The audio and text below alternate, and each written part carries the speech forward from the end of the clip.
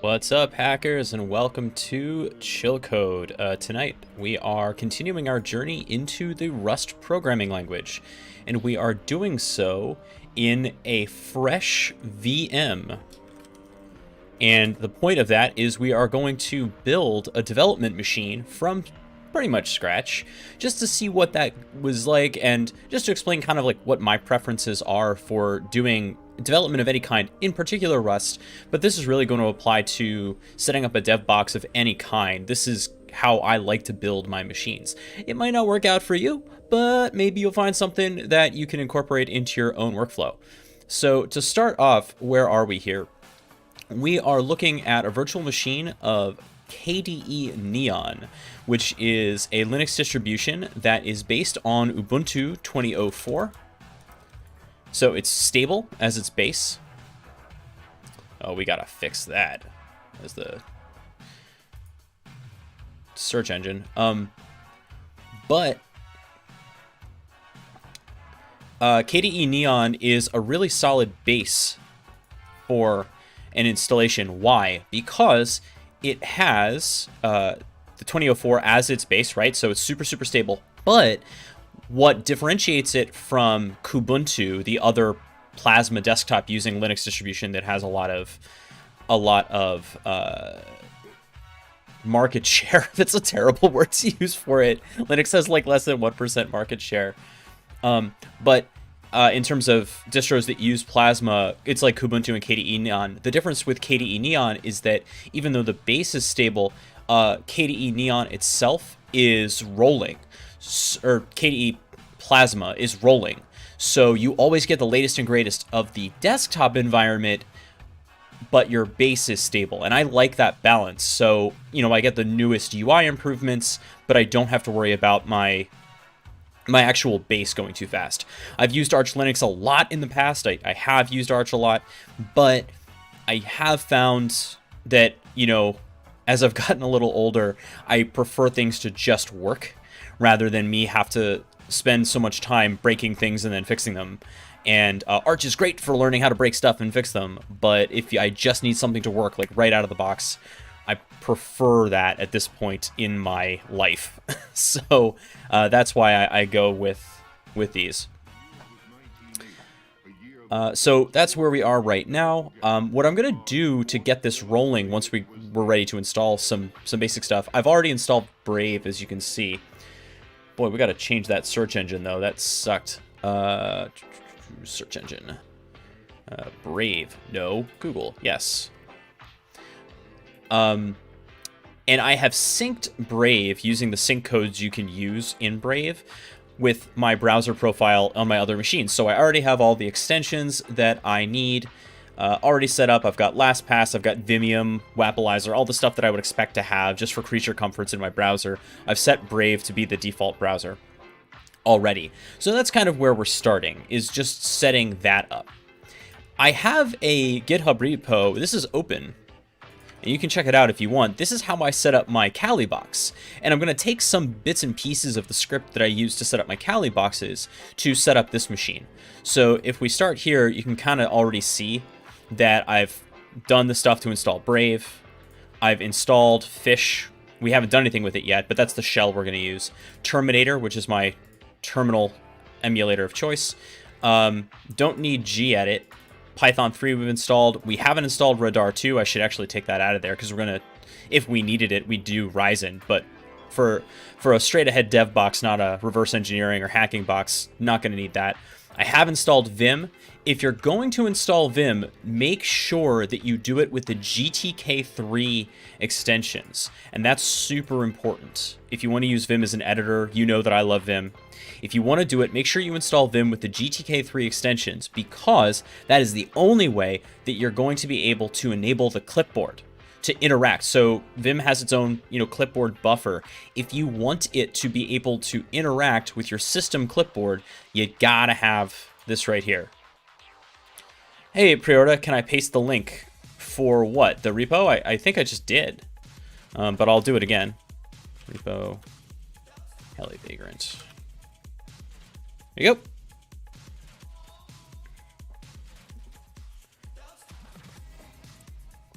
So, and then you can see I'm installing Alien and Gparted. This is some Kali stuff we don't need to worry about. Alien is used to convert RPM packages to Deb or vice versa, and I do that to get ZenMap on to Kali, because if you haven't worked with ZenMap, which is the UI component for Nmap, there is no Kali package for it, and so you actually have to build it from the RPM in from nmap.org. Kind of annoying, but you can make it happen. I'm also, there's, Python stuff here to install. We're not going to worry about that right now. And what else do we need? This is all... Okay, so this is actually where we install Rust, right here. So let's go ahead and just do that. But if you wanted to do it manually, we're pulling that script from rustup.rs. Okay, you were setting up, you were coding in Rust today? That is cool. Let's turn off all these Brave cards. I don't need any of that crap. And I only want non-sponsored images. Much better. Hey, Donut. Good to see you. So if you go to rustup.rs, if you do this in Linux, obviously it's going to give you the curl command. It knows that you're, in a Unix type box, so it gives you the curl command rather than the rustup installer that we saw when we did it in Windows. So this looks good. This is actually the same as what I have here. So was I. I bought the Black Hat Rust book the other day. I'm really enjoying it. We'll do some of those on stream. They're really neat challenges, really neat examples and challenges. I appreciate it. Okay, so let me fire up Terminator. Better than the Black Hat Go book. Full disclosure, I've done a little bit of Go just to study it, but I haven't done a lot in Go, so I can't make the comparison. But I don't love Go. I don't know what it is about it. I can't get there with it. I'm lying. I know exactly what it is with Go. It's not the type system. The type system is actually friendly. Here's what it is. It's the documentation. I bounce off the documentation every time. And let me tell you, I was a consultant for a while, and I was doing some contract software development work to extend Hugo, the static site generator written in Go. And so I've done a lot of Go, kind of, right? In that, but the HTML and the HTML format documentation for Go just, like, they killed me. It was awful. The lack of generics really killed you. And Go also desperately needs a question mark. Yeah, it's wild that Go doesn't have that, especially because even Swift beat them to the punch on that one.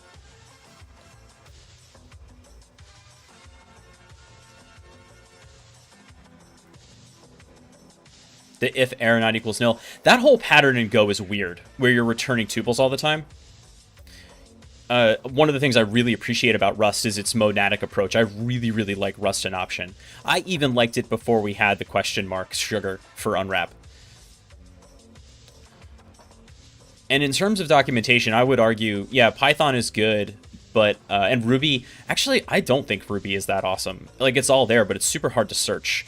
I think in terms of searchability and clarity, it's kind of hard to beat Rust, honestly. Just because everything is so searchable, it's so uniform.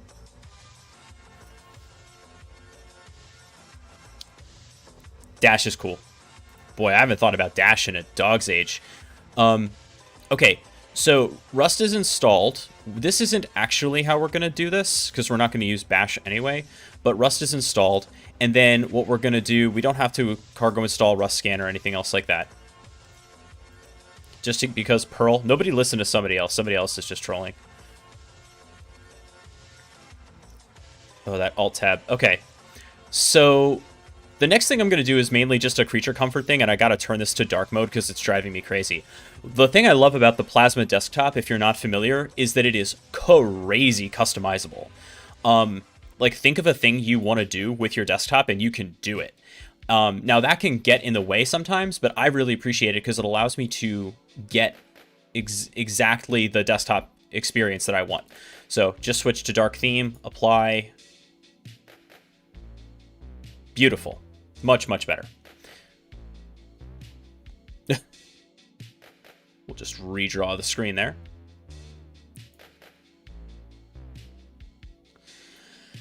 And a couple of shortcuts, too, that we want to change up. I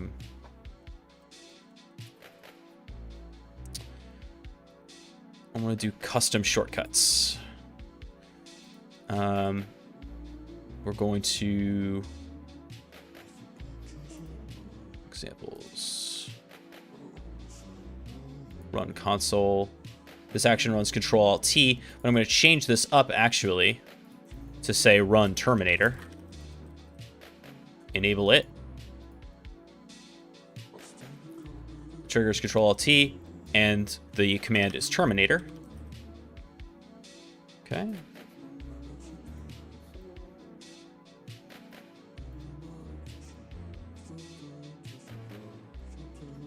Is that enabled? It's still running console instead of Terminator. So I have to make a custom one. Honest question. I want to explore more interesting type systems. The only answer that I'll accept is Haskell. Donut, you got to do Haskell. If you want to go deeper than Rust in type systems, it's Haskell. And you will find a lot of intersection between Haskell and Rust.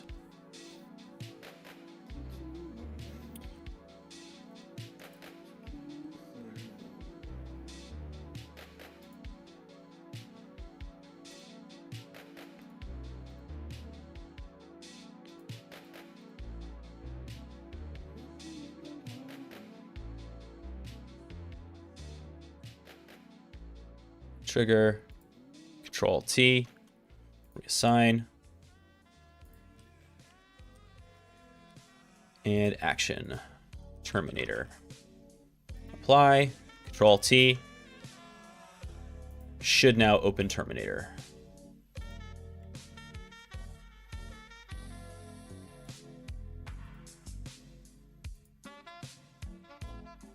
Come on, enable, damn it.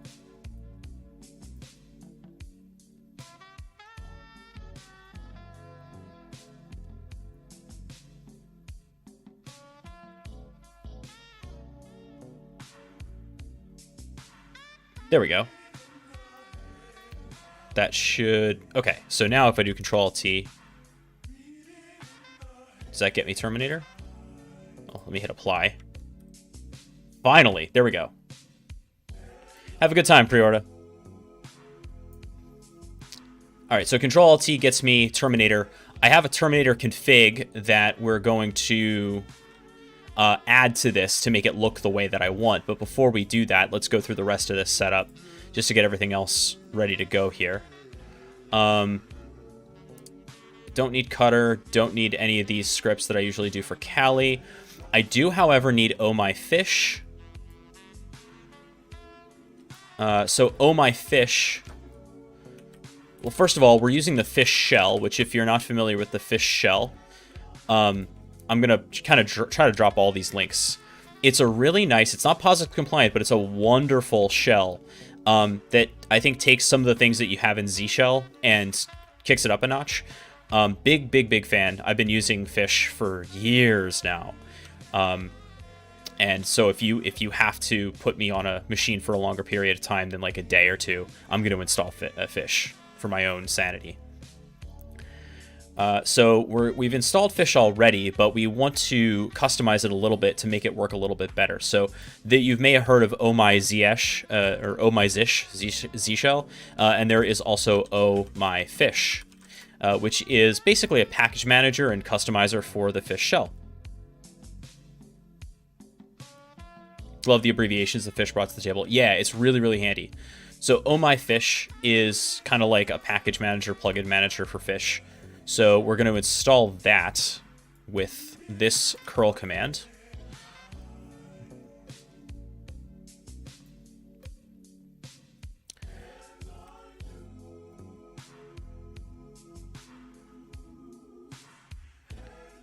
All right, that's doing its thing. And then the kind of theme we like to use is Bob the Fish.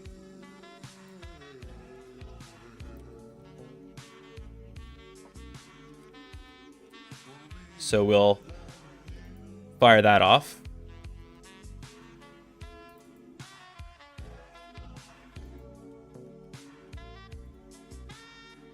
Doing that kind of breaks the shell. You got to close it and do this again. There we go. Okay, Bob the Fish is successfully installed. So when we use fish next time, it'll look a little bit better. We're going to make a config file for Terminator, if it's not already there.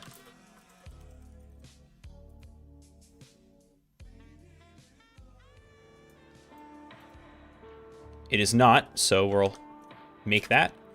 And we're going to copy the Terminator config to this file, Terminator/config. That file is right here.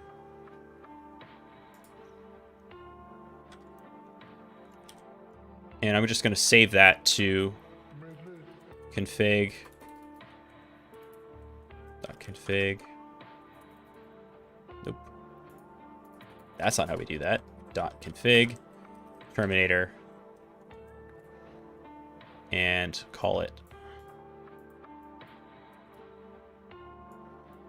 config. Not txt. Let me remove that file extension. Thank you, Dolphin. Whoa.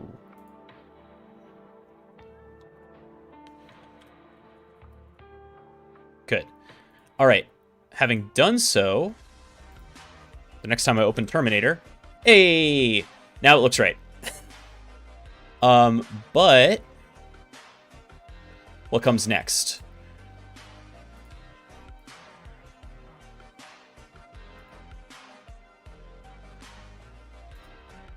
Gotta install some fonts, right? Oh, I forgot to install Powerline fonts. That is something I actually need to do. Let's go to... I'll make a scripts folder and just do that. Gator scripts.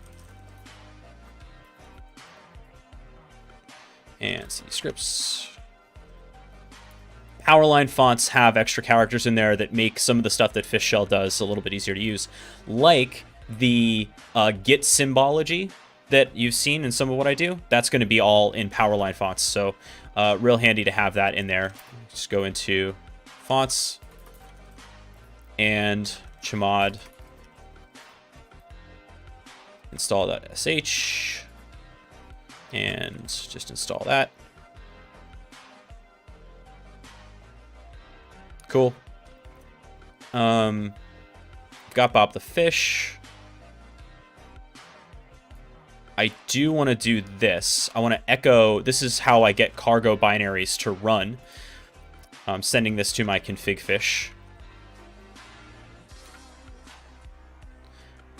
Right, I'm just editing the path here, basically. We did the Terminator config, and last but not least, we need to get the Tmux plugins going. So Tmux is kind of the last piece of the puzzle for me here. And Tmux is obviously a terminal session manager that allows me to split the window and, you know, have multiple tabs and things like that. It's really, really handy. And so to make my life easy, I have some Tmux plugins that are really important. And that is what we're about to set up here. So I'm going to make up the Tmux plugins right there. And then I clone the Tmux plugins manager repo into this location.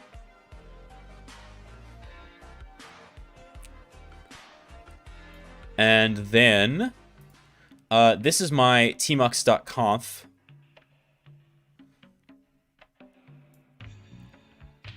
And if you want to see it,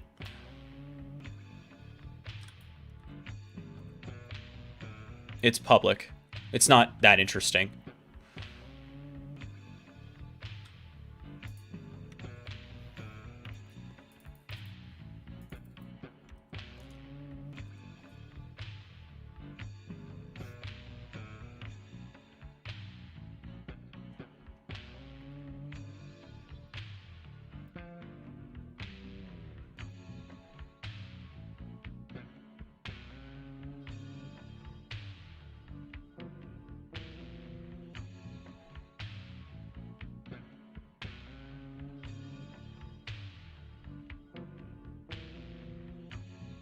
And where am I putting that? tmux.conf.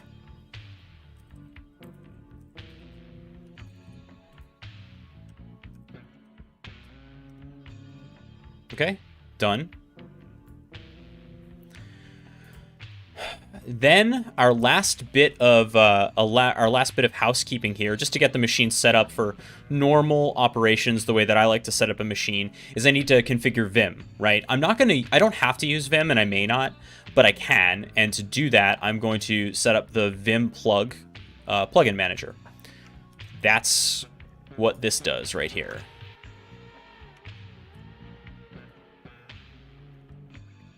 Okay.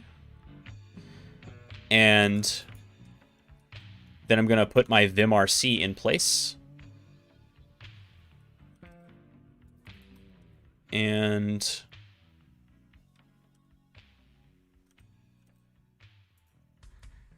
yep. So in order to make this happen, we need to...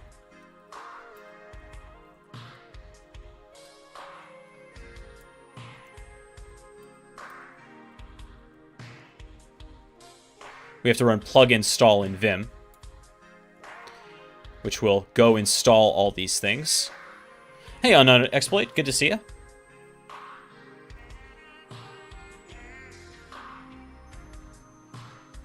And at this point, it will handle the theming and everything else like that. Relaxment, Rust equals future of language. I mean, it's pretty cool. I like it a lot. Now, while we're doing this, I don't think that's true. I really like using VS Code for Rust work, just because of the, the Rust Analyzer extension and everything else like that. It's just a really, really ergonomic editor. And it doesn't have, on a reasonable machine, it doesn't have crazy overhead.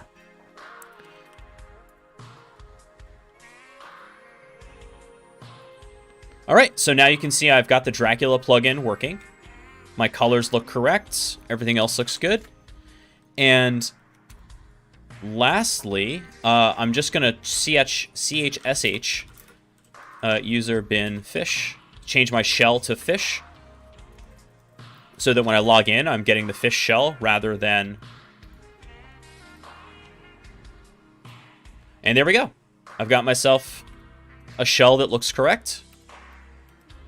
And if I fire up Tmux... How do I not have Tmux? Stop fighting about languages. All languages are beautiful.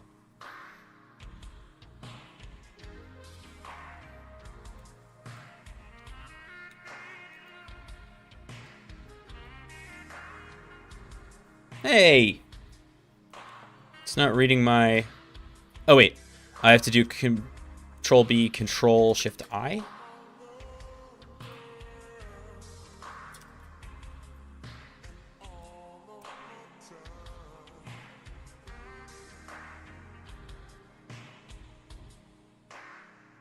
To do... there's a step I forget for setting up Tmux Plugin Manager.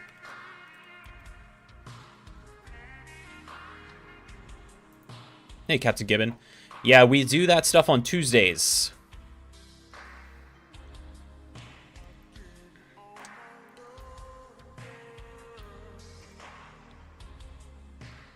Yeah. Oh! There it is! I just had to, look away for a second. And there it is. I was being impatient. But now you can see, my tabs look cool.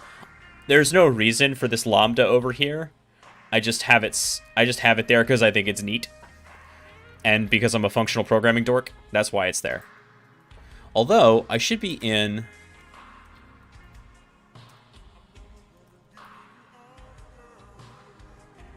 It's interesting that it's loading me into fish, or bash, rather than fish. But whatever. Yep, so now we're set. And... we can do whatever we want here. Now, lastly, we're going to install our editor.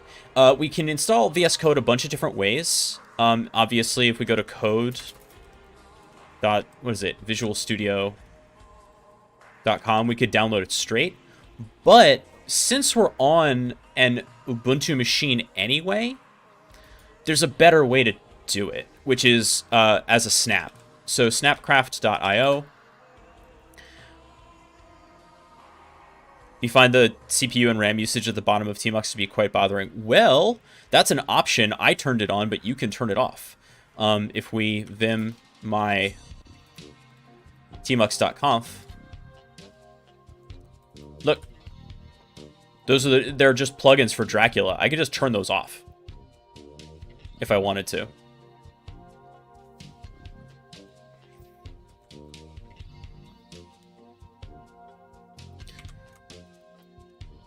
It doesn't bug me so much. I actually appreciate having it there sometimes. EJPT or Pentest. unknown exploit. We can't answer that question unless you tell us what you already know. If you don't have any practical experience with doing pen testing, don't jump into the EJPT. If you're familiar with it, if you have some experience, give it a shot.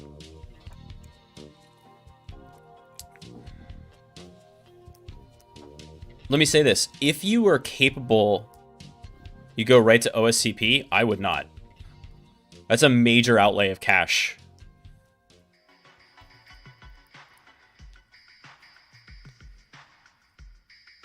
I would ramp up to that.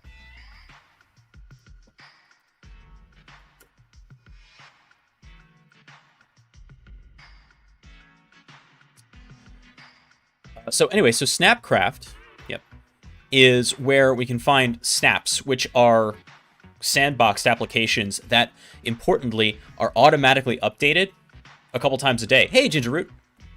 And that's why it's cool for this. So if we search for Visual Studio Code, hopefully we'll find it. Yeah, it's just code. There's also the Insiders edition, but right here. Last updated 16 December, so pretty fresh. And we can install it a bunch of different ways. I can click here to install. Oh, it just gives us that. Sudo snap install code classic. Great. Fire that off.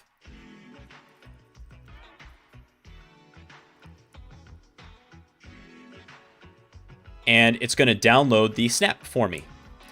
And the reason I like that more than doing a traditional deb package is that this thing is going to be, I don't know if you've ever noticed this, but it's like, it's a pain to keep some of these updated if you don't add the sources to the repos and, you know, everything else like that. But if I want this package to always have the latest and greatest, and also not for nothing, not the worst idea to sandbox a tool like Code or VS Code if there was an exploit in it.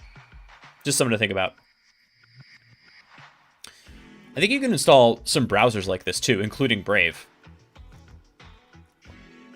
Exactly, and VS Code updates a ton. So allowing Snapd, which is the service that's going to run in the background updating all the snaps, allowing it to do that for me is way easier.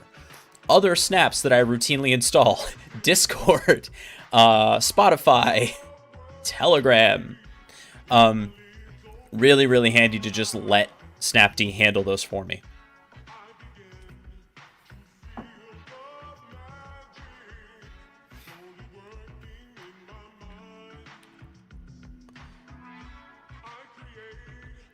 All right.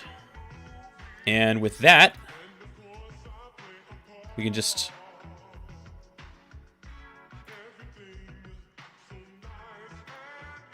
You just do CTF and some local labs. All right, unknown exploit. Here's the deal. If you can root... let me say this. If you can do a medium try hack me box without help, if you can do a medium hack the box without help, I would say go for the EJPT with the course material. Let me throw another one at you though, because I think this might be a little bit closer to where you might be, and the training material is rock solid. The Cyber Mentors, it's less recognized, but it's also a lower barrier to entry. Exactly right, Gingerroot. It's less recognized right now, but it's also a lower barrier to entry financially, and the courseware rules. I really like what Heath, Joe, and Husky have put together on this platform. So this is a practical exam, right? So $3.99 with training, super, super, super affordable in this realm. And you get lifetime voucher, 50 hours of course material. And one of the cool things about it is that there's a personal debrief at the end of the exam. So you get to talk about what went well, what didn't go well, get some guidance about where to go next. I think right now, in terms of real certification experiences, this is the best value for money. If you do this, you knock it out of the park, cool, go for the OSCP, go for the EJPT. At that point will be a waste of money. You know, prepare for the CPPT or, you know, PTX if you're insane. But I think this is kind of a nice middle ground between what you mentioned, Unknown Exploit.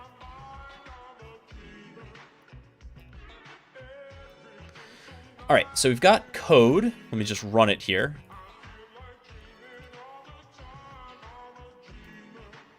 Add to panel.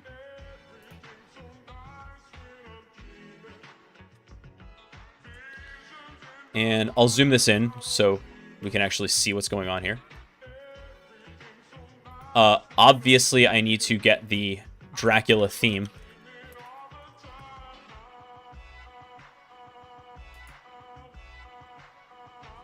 So much better. And while we're here, we're going to go get the Rust Analyzer extension. What about Outrun the theme? I've tried. There's a crazy one. Oh, I'm in the wrong thing.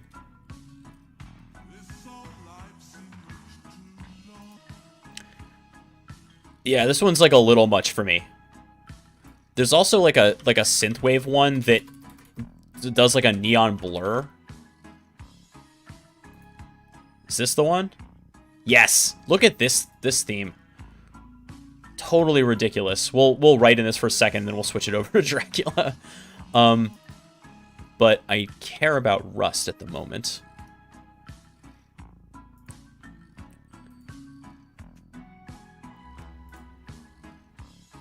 And let's get our terminal over here.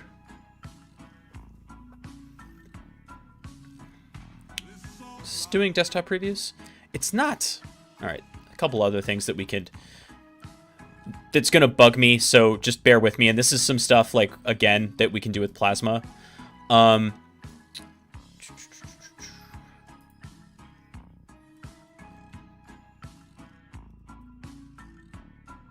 Task switcher. I want the task switcher to be the informative, right? No. I want it to be large icons? No, because I want window previews. Nope. Come on. Thumbnails. There we go. That's my preferred alt tab. They took out the fun 3D one. Who remembers that from Windows Vista?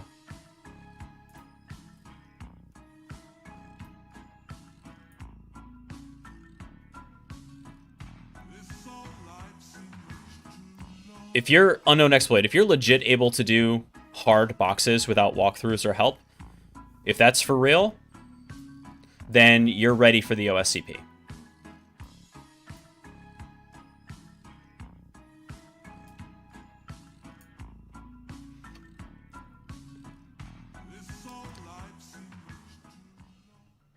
And then last thing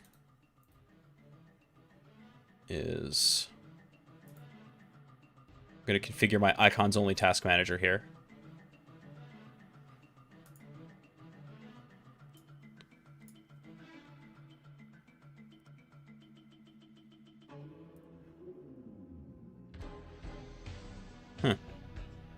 Never mind. Guess I'm not doing that.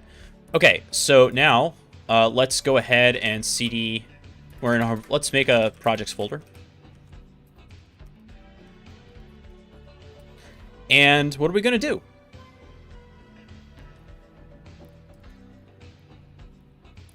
OSCP is easy, to be honest. I wish people hadn't hyped it up as much as they did. Maybe second guess myself for months. So here's the deal.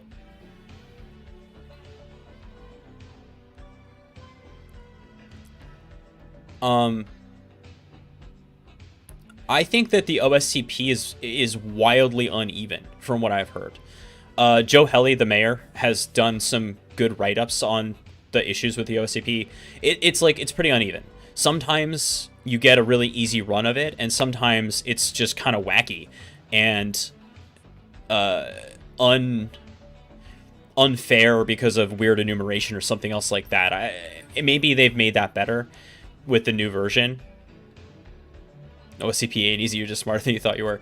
That's another way to think about it too. Yeah, and I just think everybody's experience is going to be slightly different. Everybody's coming into it with different things.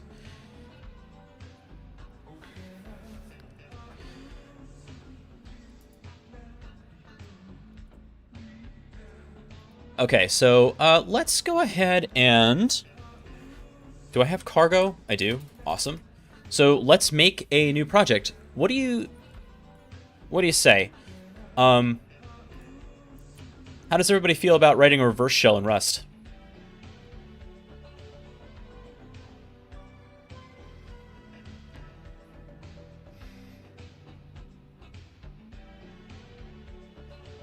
Yes, no? All right, let's do it. Go old school Pliant shell. Write this thing you can't use. Okay, so we're gonna start by doing cargo. By the way, if the text on any part of the screen is too small, let me know. We do cargo new, Rust RS, or Rust Rev, I think.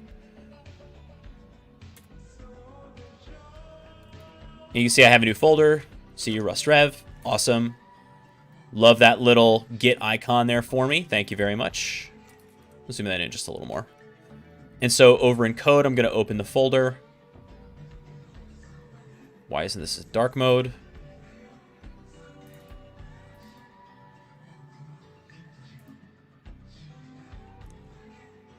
Yes, I trust the authors. Wait, is this Dracula or not?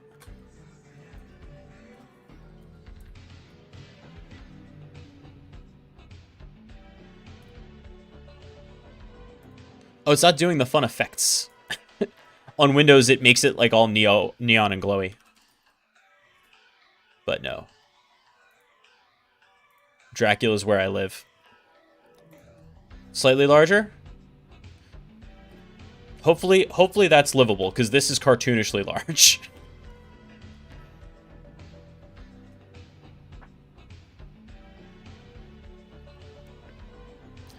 All right, so we're going to have to bring up some documentation here. And so let's go over to Brave. Let me cut this over to the right-hand side. And let's go get the Rust documentation up. Rustlang.org.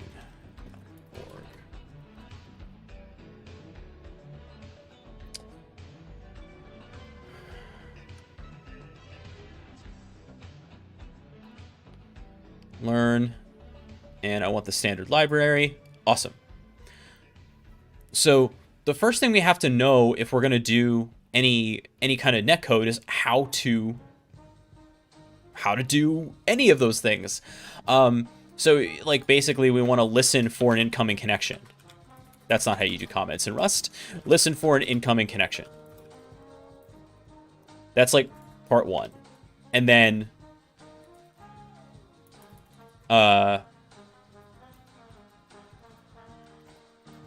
run a process, a shell command, based on incoming data, right? Whatever the command is that we're sending, and then send the data back. That is essentially what a reverse shell does. So this first part here, we need to essentially set up a listening server. Now, before Donut loses his mind, F around to find out. Thanks so much for the follow, by the way. Before Donut loses his mind, I know that there are better libraries for doing this stuff. And yes, we can use Tokio, which is one of like the go-to things for, doing asynchronous netcode and stuff like that. But I don't want to start there. I want to start with the basics, and then we'll work up to it. All right, let's just confirm that our cargo program, you're going to be on your best behavior today. We'll see. Let's just make sure this thing is working. Cargo run. Status, I'm going to be on my worst. Yeah, all right. So, obviously this works. Cargo run succeeds. We get a hello world. So, our build pipeline is successful. Now, since we're writing a reverse shell, one of the things you might want to think about is, can we build to a Windows target? We don't have the stuff installed that we need yet for that, but it's easy enough to do when we're ready to do that. So just in FYI, in terms of cross-compilation, it is a snap to compile for Windows on Linux. The opposite is true also, but I don't know. Every time I've done Windows development or Windows-based Rust development, it's been like slightly annoying for weird reasons, and I much prefer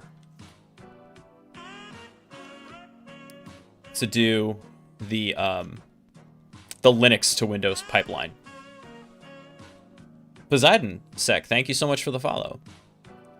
All right, so let's talk about network programming in Rust.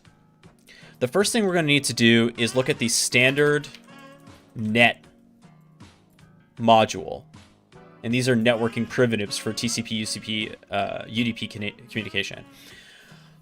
Again, this is pretty low level, but I think it's useful to see how this works in Rust and then learn how we don't have to do it this way. Or, of course, I had to learn some Rust basics, and honestly, I can't imagine people actually using it. Well, they do, and it may surprise you to learn that people really enjoy using it.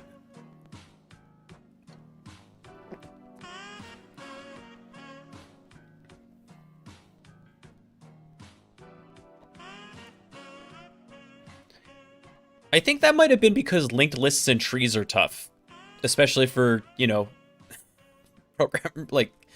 computer science students. I think that may have been also the course material as much as the language status holder.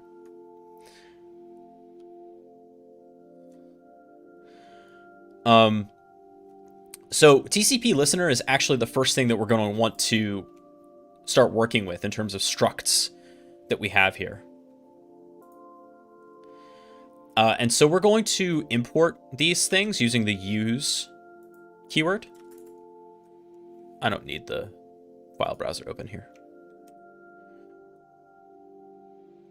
Use standard net, TCP listener, TCP stream. And these are structs, which is what we use in Rust. They're not objects per se, but they do contain, you know, some methods like bind. And so, and if we look at incoming, you can kind of see the example here. So we don't have a handle client, but we will write one in just a second. But let's look at our main here. It says let listener equal TCP listener bind. So what does bind do? It binds the server to a specific address on the machine at a specific port. And notice that it is this is the format that it is expecting, a string that has the IP address : port number. So let's just set that up. Let listener equals TCP listener bind, and we'll do 127.0.0.1. I should probably do that with dots, not commas, and we'll do 8,000. We do have a hurricane down to the south of us. Christina's moving along at a pace of about 15 miles per hour. You have a message you need to send, but it's too long to appear in chat, so you'll whisper it to me. Weird and cryptic. Now, be aware that anytime we have this gray stuff that you see here, this is hinting that Rust Analyzer is doing for me. So this is kind of the type hinting that it's doing.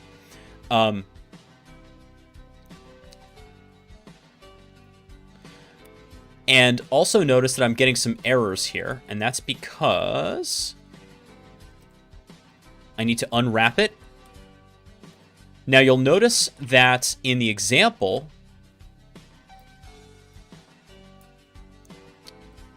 where the word TCP listener is so long, one of the reasons that I had to unwrap it and the example didn't do that, well, it kind of did. Notice that it's using the question mark here. And what the question mark is doing is basically a shortcut to say unwrap if you can and panic if you can't with the error. And the reason it can use that, we can use it too. We just have to modify our main function a little bit.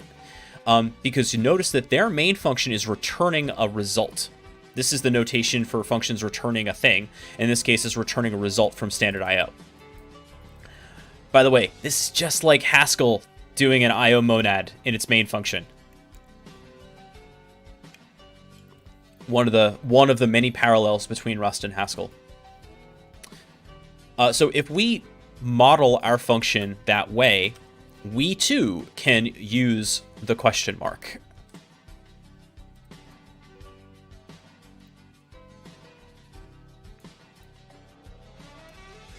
But it's yelling at me saying, hey, you're not returning a standard I/O result. What are you doing? The way I fix that is by dropping this little OK at the end of my code. Also notice that I don't have a semicolon at the end of that line. That is because in Rust functions, the last expression, the last line that it doesn't have a semicolon, is returned from the function by default. So by writing this little OK here, it's saying, hey, return OK, which is, if you see the pop over there, it is a result. It's one of the possible values of a result. Saving that out gets rid of the error. So now I have a listener that is binding, and I'm not doing anything with it. And why is that true? Let's see what incoming is all about. Is OK generic in some way?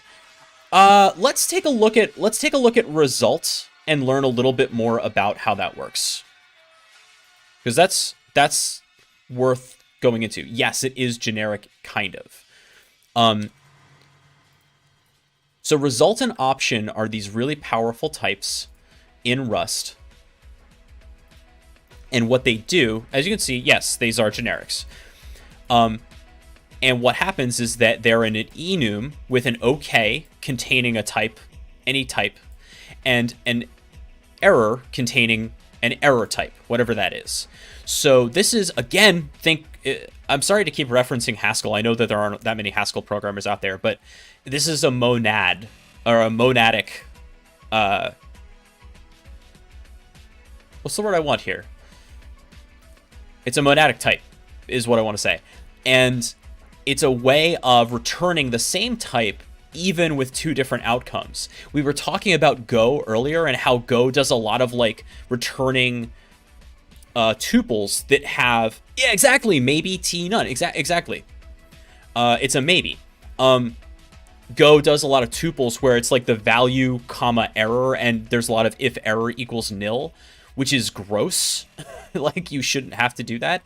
And the way that Rust gets around that problem is using result and option types often so that you're returning the same thing, right? The type system is satisfied, but you can account for something going wrong. So that's the deal. So by returning OK, and inside of that, it's just empty. We're just returning it with nothing because it doesn't have to have anything. But that's how we're getting our main function to return a result, is by firing that OK off there. All right, so back to TCP listener. Let's take a look at incoming. Incoming says, oh, by the way, is the text on the Rust documentation too small? Do I need to zoom that in?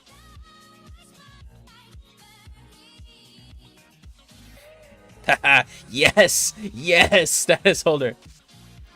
I want to be an effective advocate for Rust. Donut, the cult is growing.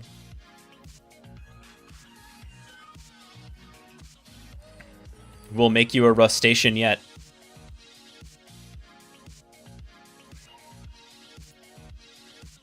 Yes! There is, by the way, a tier 1 Ferris emote. It's in there.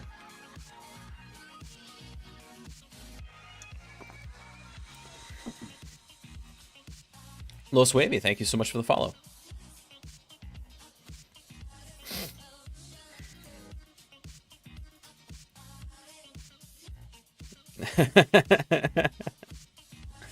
When they say infiltrate, they're gonna donut. Okay.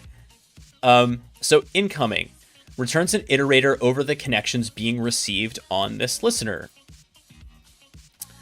And what's important here is that the connections being received, we have to know what kind of a thing they are. The returned iterator will never return none and will also not yield the peer socket address structure. Iterating over is equivalent to calling TCP listener except in a loop. Okay. It's just a question you had about coding in Java. I'm pretty new and couldn't find my issue online. Los Wavy, here's what I'm going to ask you to do, okay? We have a really active community in our Discord. And what I'm going to ask you to do is join the Discord, and we have a programming channel. Go ahead and ask your question there. I'm not a great Java programmer. In fact, I despise Java just because of reasons, so I'm not the best person to answer your question. But somebody in our community can definitely help you out. So go ahead and join the Discord and ask the question there. You'll get your question answered, and you'll also join a pretty cool community.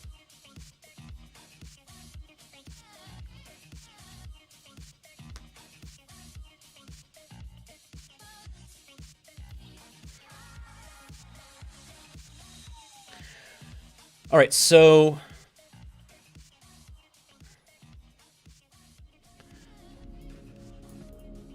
okay, so the stream is, look, the stream itself is a result type. It's either an OK or an error. So if we do match stream, OK stream, handle connection, and if we go back up to our top example for TCP listener, you can kind of see that that was happening anyway. See that question mark right there? You see that question mark? Okay.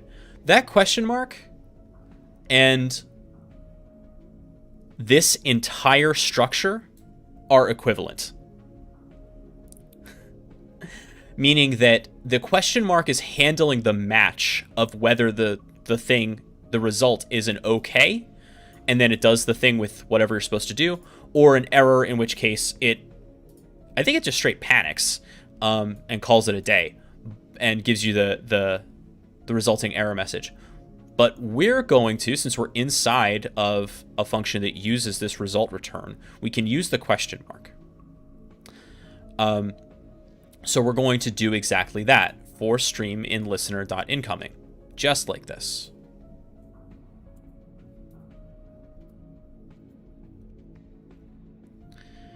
For stream, and again, thank you Rust Analyzer for telling us that the stream is going to be a result that is either a TCP stream or error in listener.incoming handle client stream. So we're going to write the handle client function up here.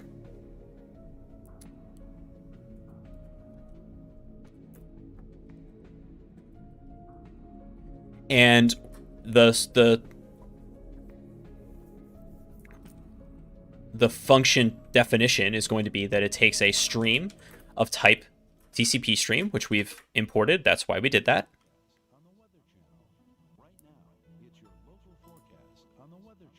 Oh, you don't see the question mark? Sorry, it's right there, and it's right there.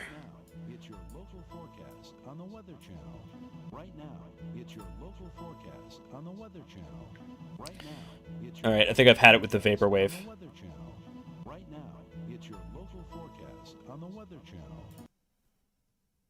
Switching over to... How's the space synth going tonight? Oh yeah, that'll work.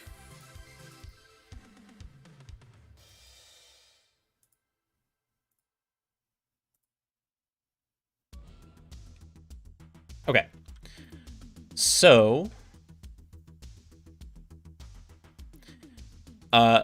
handle client stream comes in TCP stream. It doesn't have to return anything, but we're gonna want to at least do something with the stream. So we're gonna print line something. And what are we gonna print line? We're gonna say stream dot, what do we have?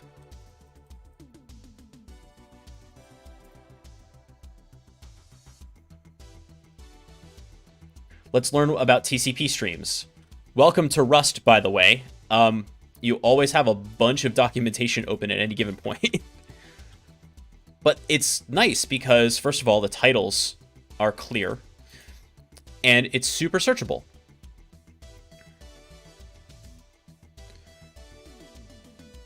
So TCP streams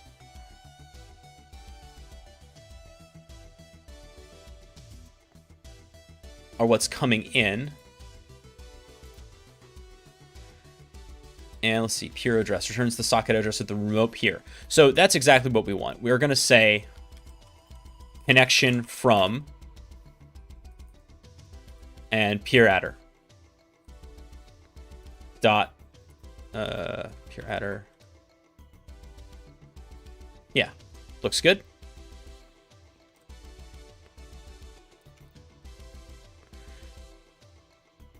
Okay, we're going to have to unwrap that, because we're not in a function that returns a result type. But we want that anyway. Okay. Now, we could add some safeties, but this is just to get this working, to see what happens. So, again, we're getting our server up and running. Let's go over to our terminal. And actually, let's add a little bit of flavor here. Oh, seashell and seashore. So close. I should make that an alias. But yes, all of the streams are cross-streamed to YouTube, so they're there in perpetuity.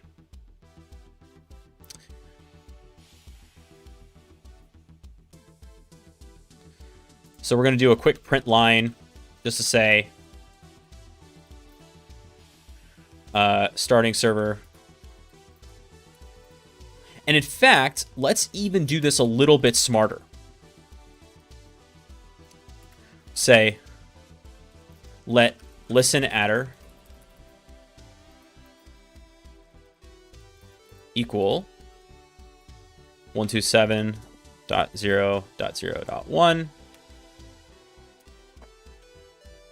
and we'll say let listen port equal 8000.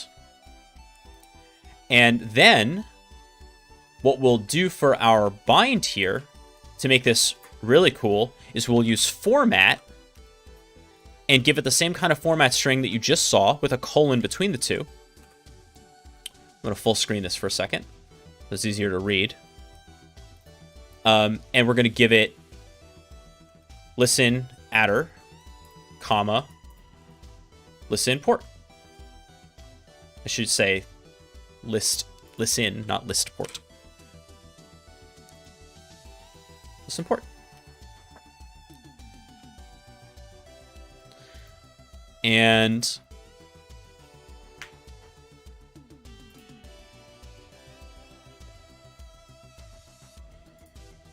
we can do the same thing here. Listen adder, listen port.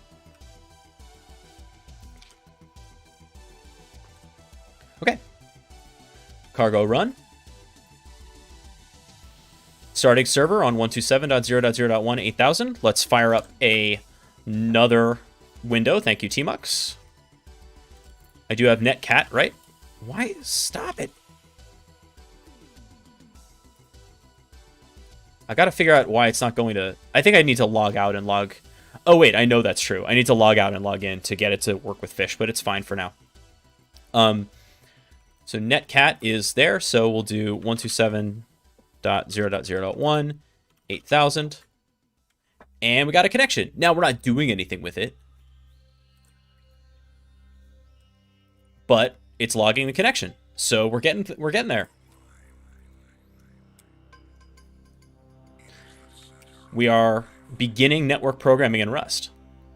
This is why I don't like doing it with the super friendly libraries that make all this so fast, because I think it's worth seeing how all of this works together. Now, I will say, since we had my GitHub open,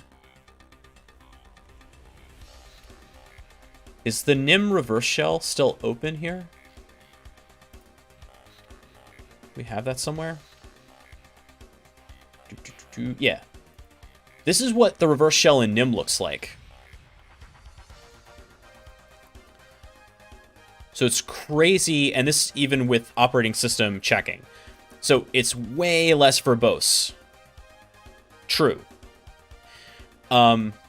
It's also going to be smaller because of the way that Nim handles DLL resolution. What is cybering good? That's what we study. Will we get to see the super simple method in version 3? Yeah, I think so. We'll start using Tokyo and other fun stuff. If we're still liking Rust, I'm enjoying doing Rust on Wednesdays.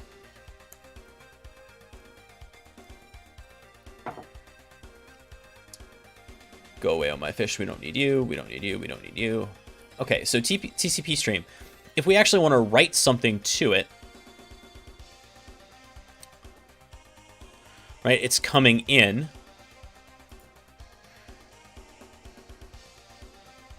We need to handle it, right?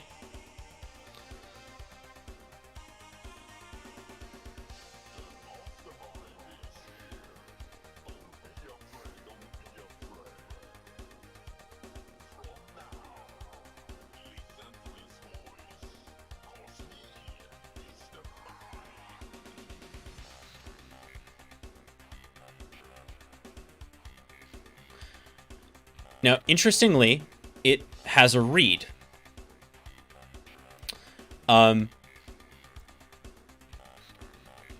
Which means pull some bytes from this source into the specified buffer, returning how many bytes were read.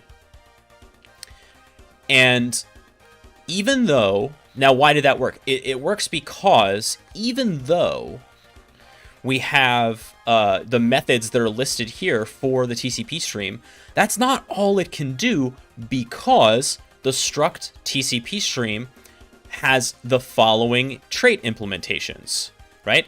As file descriptor, as raw file descriptor, blah, blah, blah, blah, blah, blah, blah, right? Including read and write. That is the trick, is that because it implements these traits, it also then has those methods that are implied by those traits. So consequently,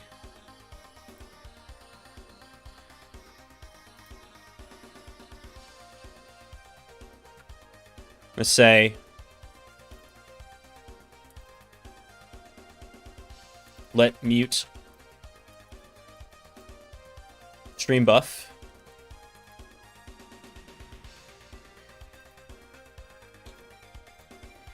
vec of U8.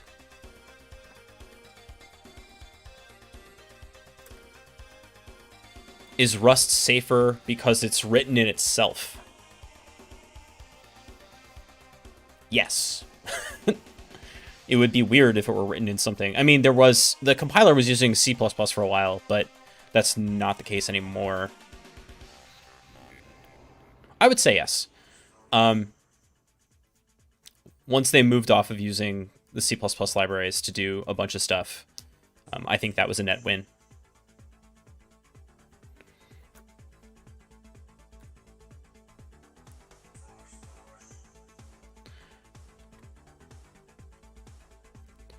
The original compiler was OCaml? Maybe. Super early days. That might have been before I got into it.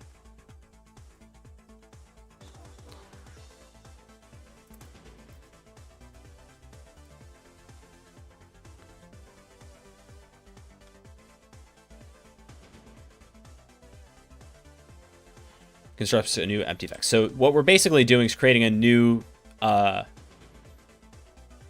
vec, which is a mutable array, changeable size array, that we're going to put the bytes from the stream, the TCP stream, into. So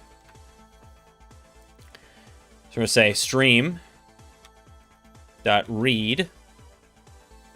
and we have this nice read to end. And we have to give it a buff. Reads all bytes until end of file in the source, placing them in a buff. So we'll do stream to buff, or yeah, stream buff.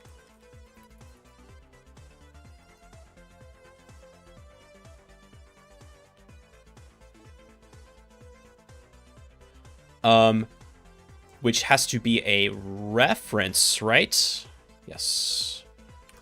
There we go.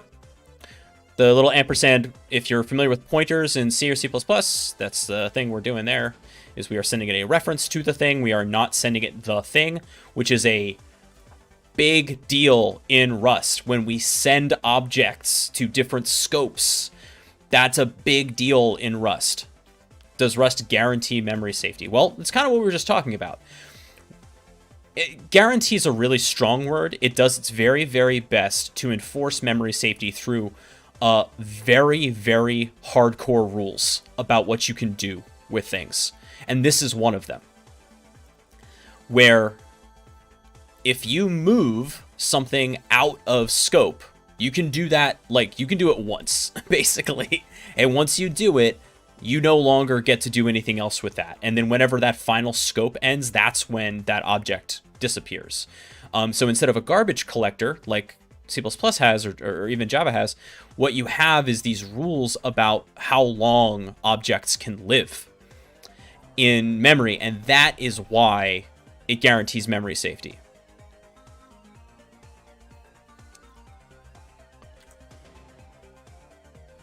So we're going to stream.read to end into streambuff, and then we're going to say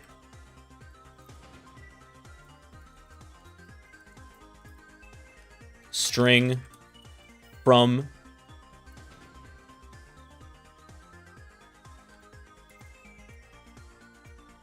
string from UTF-8.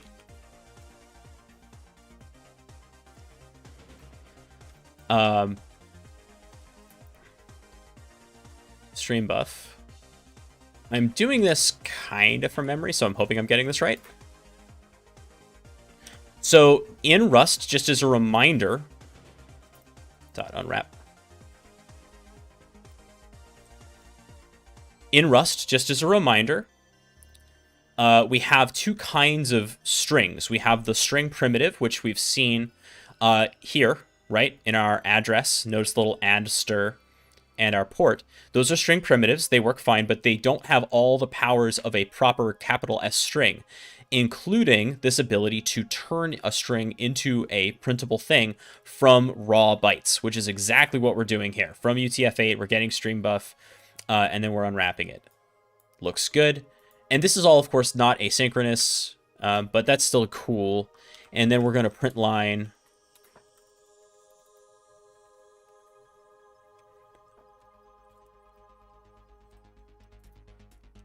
stream string. Java int versus integer. Still don't know Java. Don't I can't make that comparison for you. Somebody else can, maybe.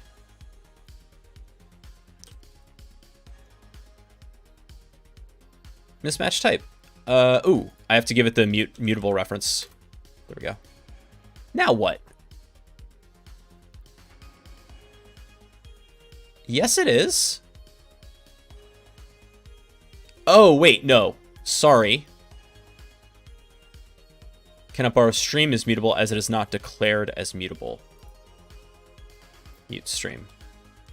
There we go. The question that status holder had was, is the proper string versus the string primitive like int versus integer in Java? And my answer is I have no idea.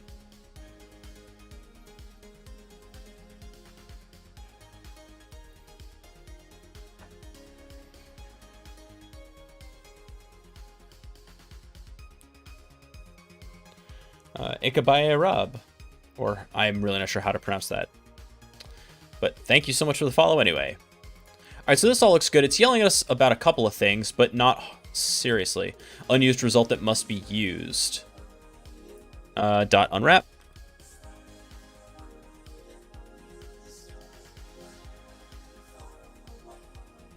Solves that problem. And should have a snake case. Of course it should. I don't know why I went to camel case there.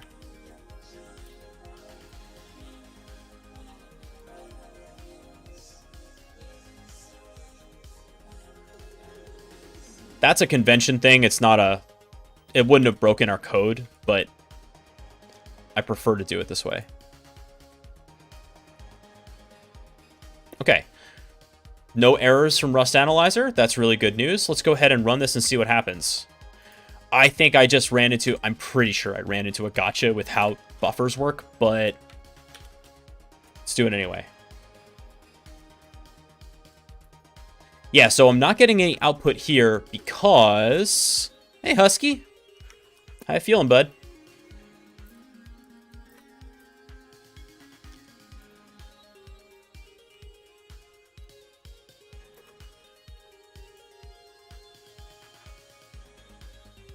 Yeah, that's not working either. Ah, it did once I stopped the connection. Notice it said hi there. Oh, and it did here as well. So, what was going on?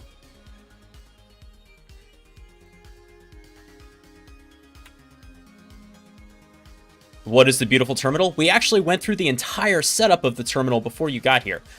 So check back on the VOD for that. But this is Terminator, and it is using fish as the shell. It is using Oh My Fish, and Bob the Fish is the theme. And we're using Tmux with the Dracula plugin for the tiling manager inside the terminal. That's what we got. And then over on the left-hand side, it's Visual Studio Code with Dracula as the color theme.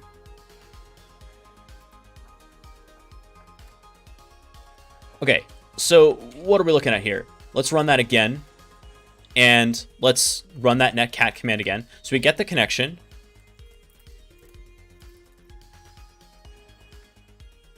So I sent the thing, right? But the reason it isn't printing anything out is because there's no end of file yet. Once I end the connection, then it prints out, which isn't like super helpful.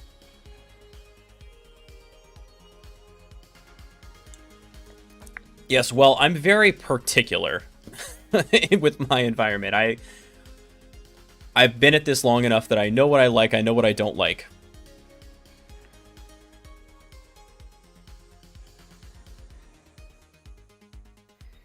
I feel like my chair is sinking. Sorry, 1 second. It's gonna drive me crazy. It was. Yeah, it was like too low in the frame. Okay.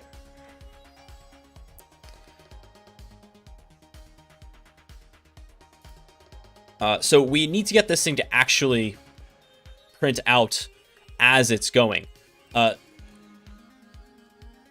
Not helpful.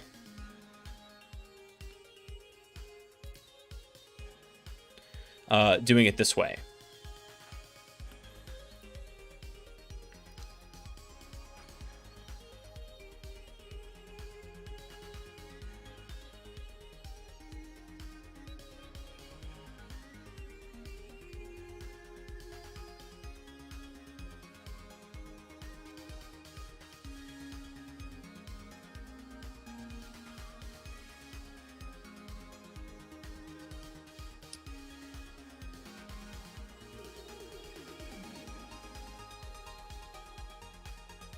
I'm just looking at some other documentation here. Yeah, looks good. All right.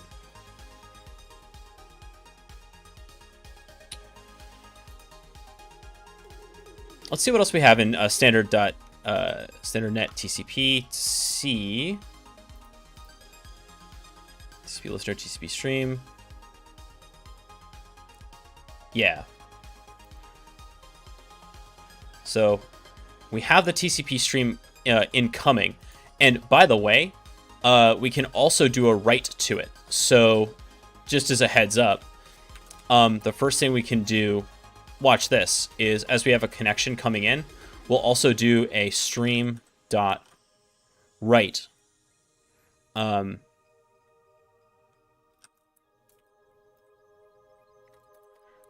what does stream dot write ask for? It should ask for...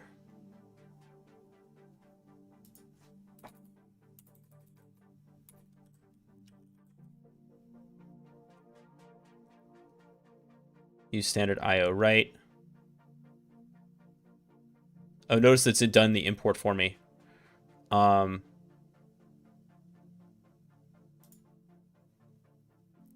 the buff is going to be a reference to some bytes, basically. So raw bytes. Luckily, I can just do like hello world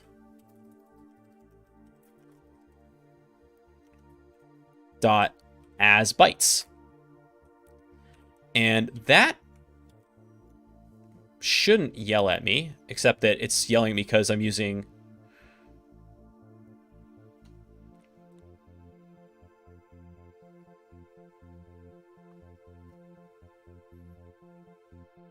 unused result. Yeah, that's what I thought. I gotta unwrap that. Let's see what happens now when we try to write back through this stream.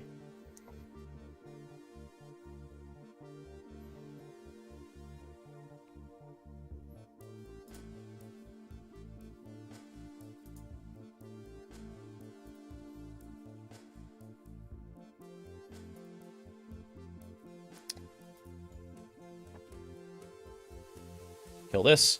Run cargo again. Server's running. So notice that it was able to send data back, no problem, right? We got that hello world coming from our server immediately.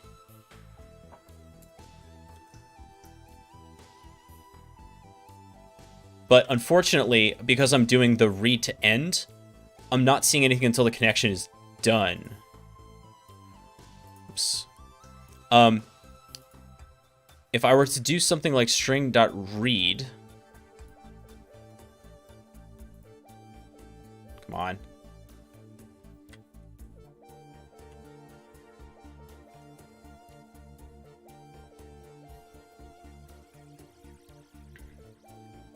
Oh, there's read to string? I'm stupid.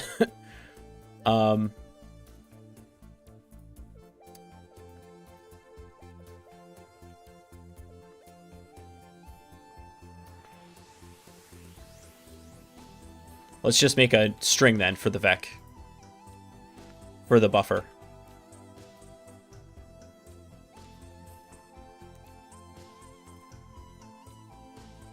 Now, I don't strictly need this type annotation here because string new, Rust is going to know, oh, hey, that's a string. So that's fine. So we're going to do read to string. And we'll give it stream buff as a mutable.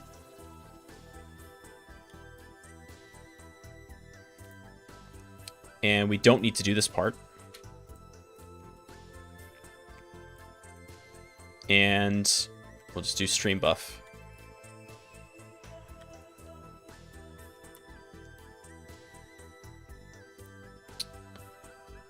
And we got to unwrap that because it's a result.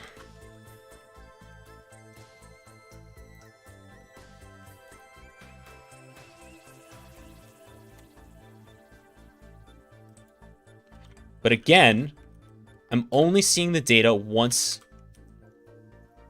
the connection is closed.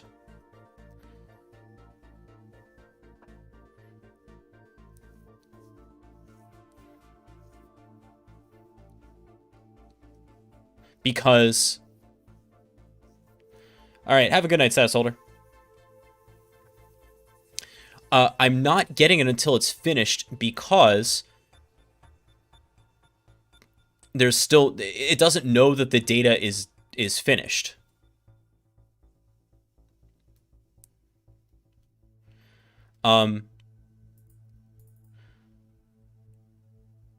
So we have a couple of other options, I think.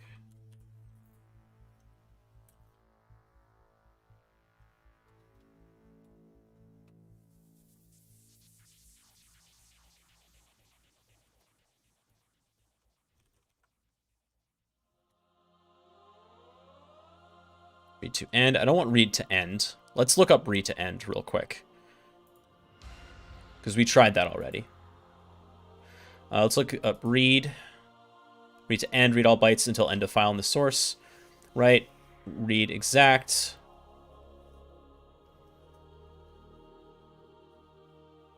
pulls some bytes into the specified component, returning how many bytes were read. Pulls some bytes.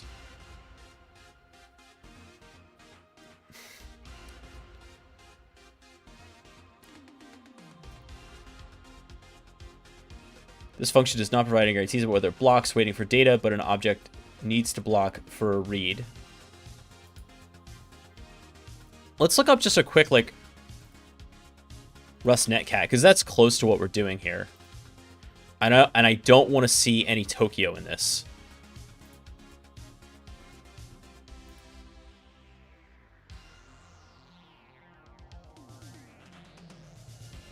There we go.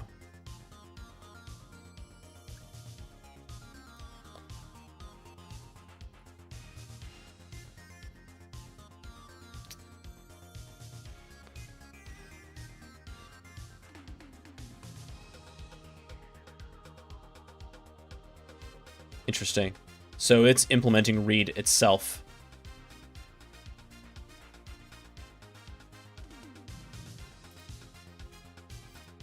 We're close though. We don't have to go crazy with this. The trick is we just need to get this to read before. So let's back this up a couple steps here. Before read to string. Yeah. Let's just do read and see what happens.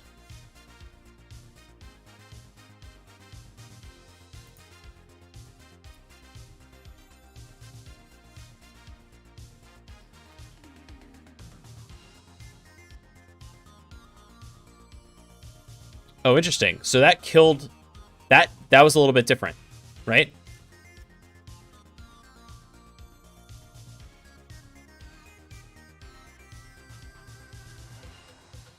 So it sent that, and then if I say hi,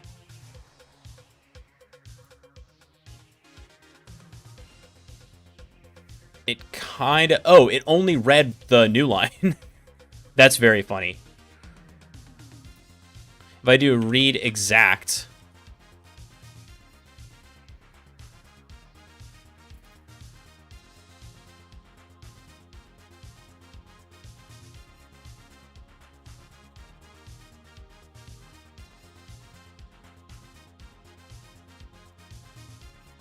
Let's look at read exact.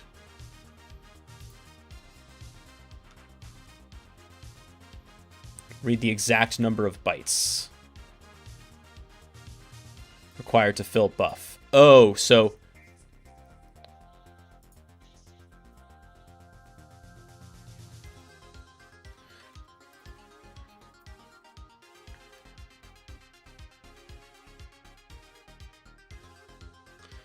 Vec with capacity. Let's do Vec with capacity 3. Just to show you what this looks like. This should give us the high right away. Let's kill that. Cargo run. Husky, if you're there, you can already see how much more busy work there is in this than there was in the NIM version.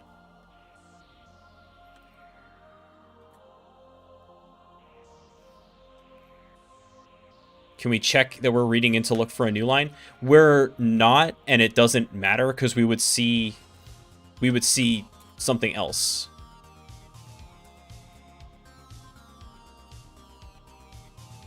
Oh, now it's not printing anything at all.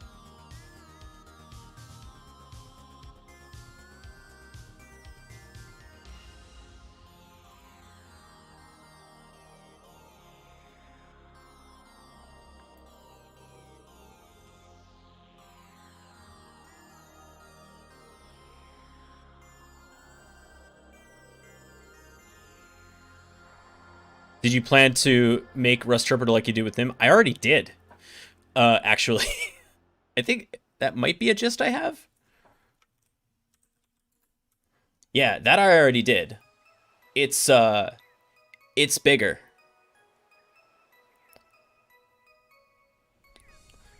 Oh, you know what? I might have it at work, but I have done it. It's actually not that hard. No, I definitely have it here. Hold on a second. I have it in,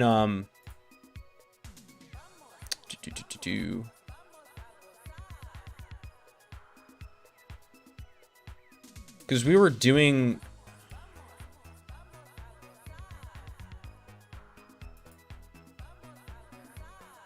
When Husky and I did it together, actually, on stream.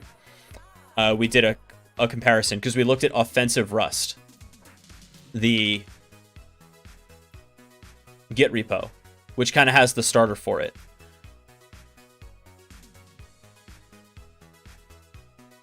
Huh. There it is. Yeah, Trickster's repo here.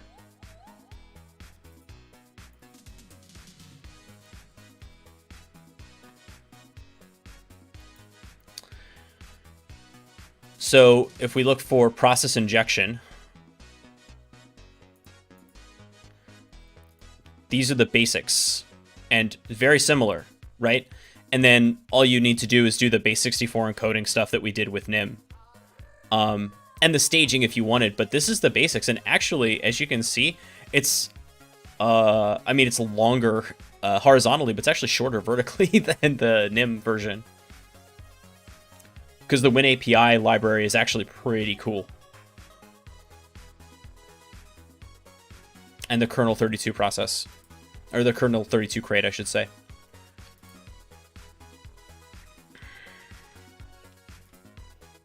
Alright, this is going to drive me crazy.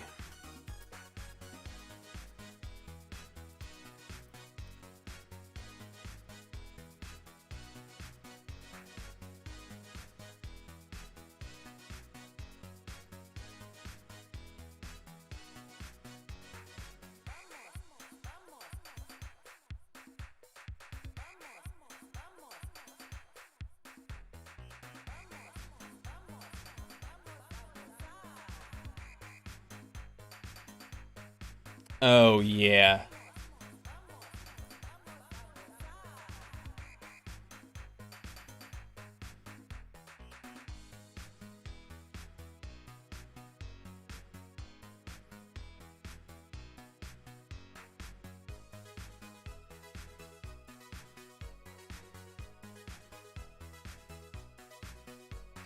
Now I remember the thing that we have to do that's such a pain with this. Hey, Sar. In order to make this work the way we want, we actually have to implement some stuff. I know it seems funny, but basically to get a stream going, we are writing a reverse shell in Rust.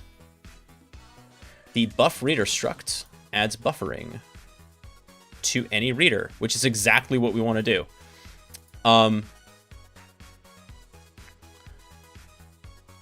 It can be excessively inefficient to work with a read instance. For example, every call to read on TCP stream, which is exactly what we're doing, results in a system call. So the buff reader is actually what we want here. Yeah. And we also want buff write. I'll put that in there as well.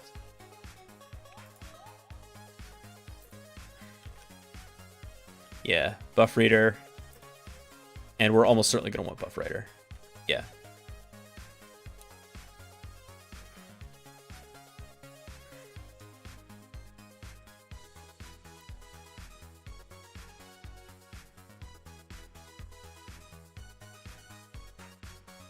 So clean. Okay, so what does buff reader do?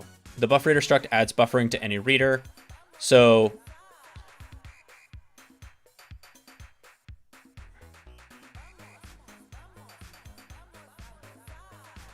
buff reader, notice that it's from this file here, this file object.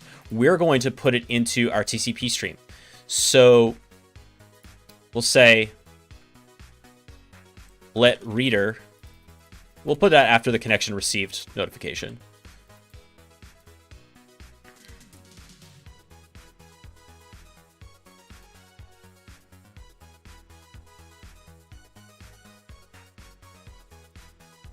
We'll say let buff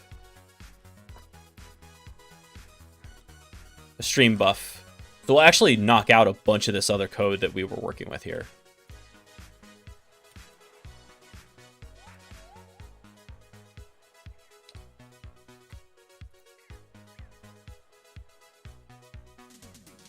Okay, so stream buff equals buff reader new, and we're going to give it the stream. It pays to know the kind of power you're dealing with. What's cool about the buff reader in this case is that it has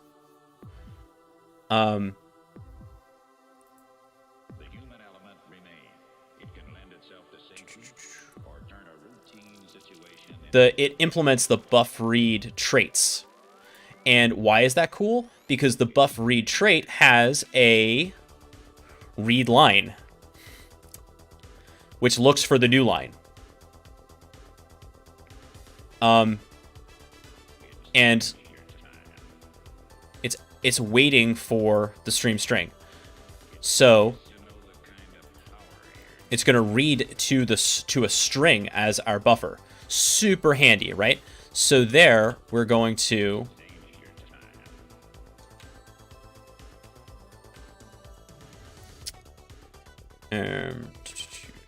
string.new to create the string, and then we'll say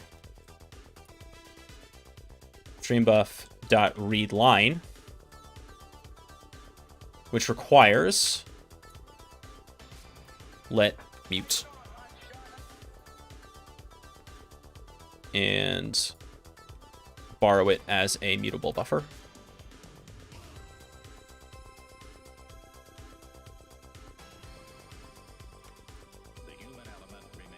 All right, what did we do wrong? Cannot borrow stream buff as mutable because it wasn't declared as such. We knew that. And this is a result which we need to unwrap. And then we can print the stream string. Well, let's see how that goes. If we search for readline on the documentation page, would we have ended up at buff reader? Yes. Well, maybe. Let's try it.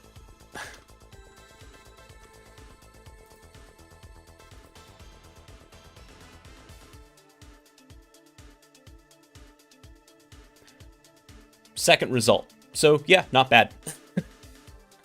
we would have ended up at the trait buff read rather than the struct buff reader. Husky has a question. What's your question, Husky? It's going to be something like, why do any of this? Oh. Why Magic Lightning Sandbox never do what I want it do? You're too sleepy is why. You need to go to bed.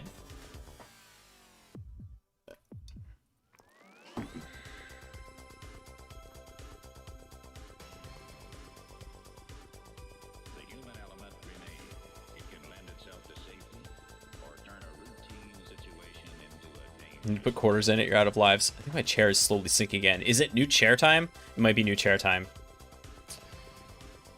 But let's run this thing and see what happens.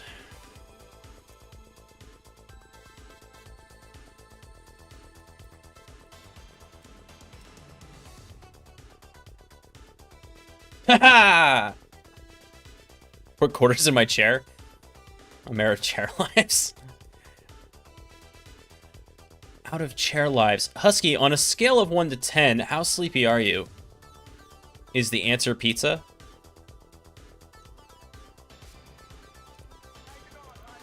Game Genie, what a callback.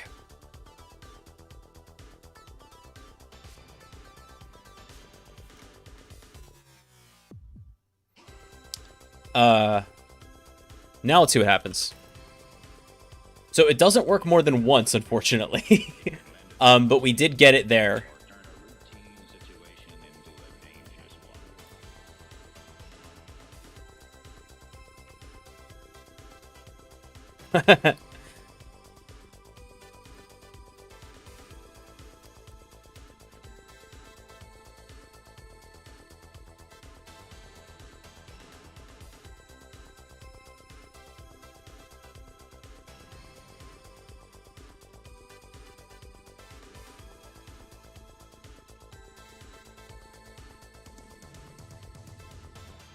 So the trick here is we're going to have to...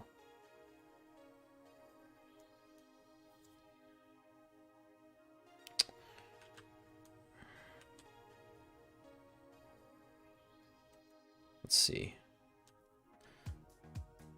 What other properties of the TCP stream do we have that we can work with? Because basically we need to loop this. We need to keep doing a thing.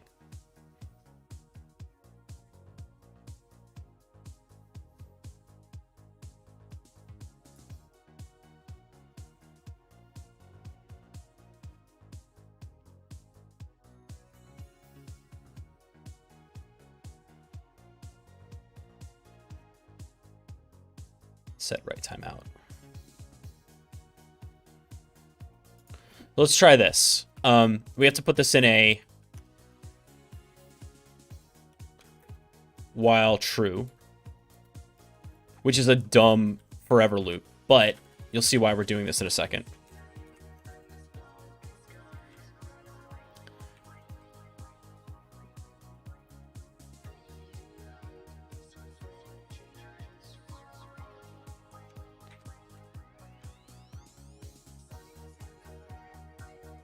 Well, true.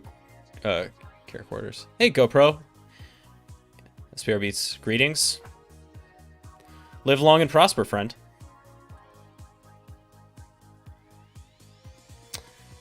So what we're doing here is we're doing basically an infinite loop. The trick we have to handle, though, is...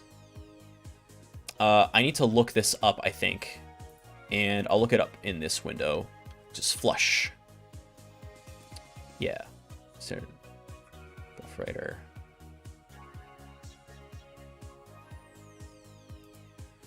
Are there still things like do while loops? I don't think there is a do while. Oh yeah, there is.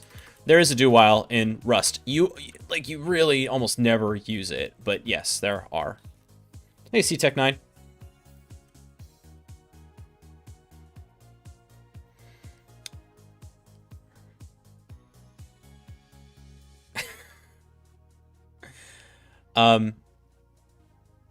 Okay, so basically we're initializing the buff reader, but flush the output stream, ensuring that all internally buffered contents reach their destination.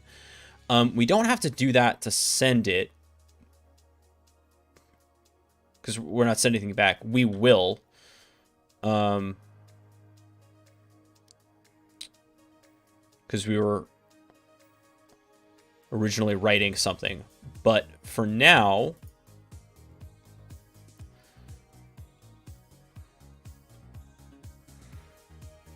we want to read line.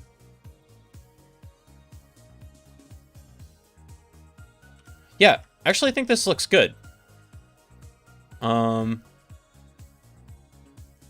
me string new. Yeah.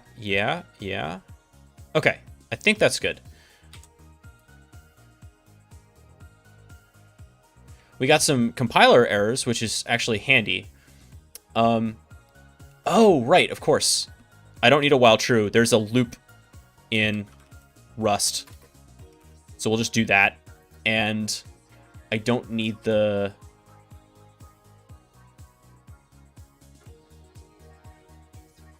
mutable stream here. I don't? I guess I don't. Okay, cool. We'll get rid of that then. And it says unused imports, but don't worry about that for now. All right, let's see how this does. Got a connection. Hi. We did it. Okay, so we have continuous streaming input. Very exciting. Now, you might wonder, why is it giving me an extra line? Who can tell me? This is definitely in the code here.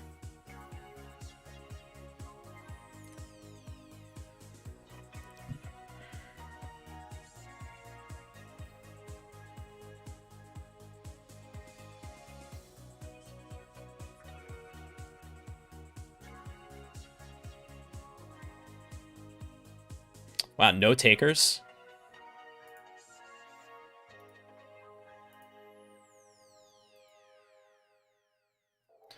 So read line reads until a line break.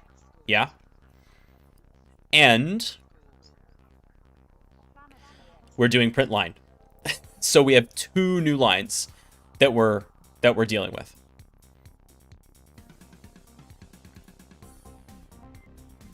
To fix that problem, we can do stream string dot trim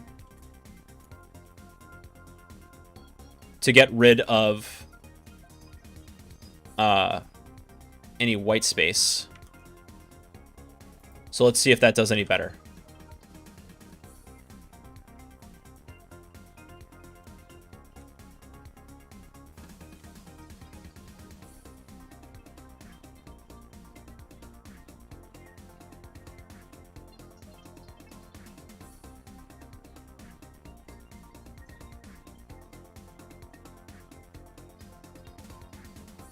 See? Now it's on 1 line at a time.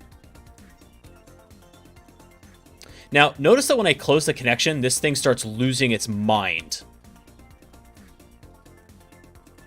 And that's because it's this infinite loop that no longer has a stream anymore. So I could be a little bit smarter about this.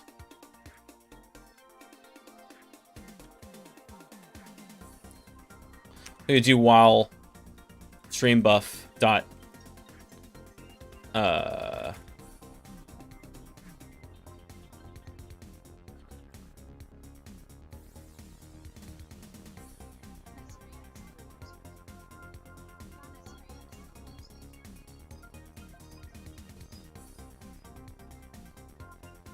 the received input is not 0. Yeah, unfortunately, we're doing the received input inside the loop. So we could do the check in there.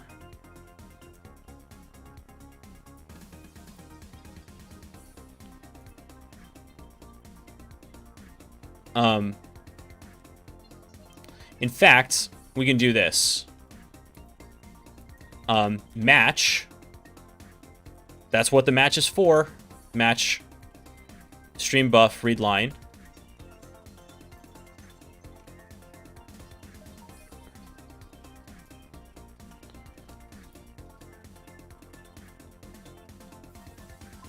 I don't know why I copied it like that. That was really dumb. Okay, but we're going to match that. Because remember,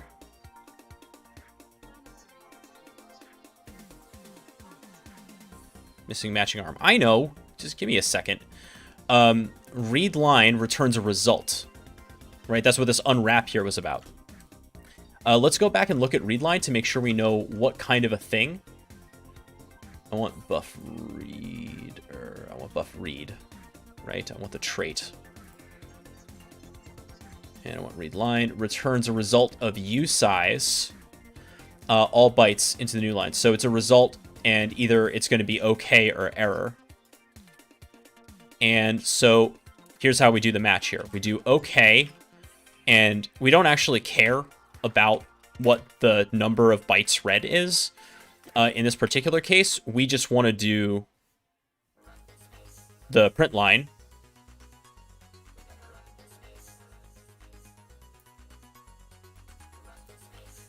And so because we don't care about it, we're just using the underscore to say ignore that. Okay? But if there is an error,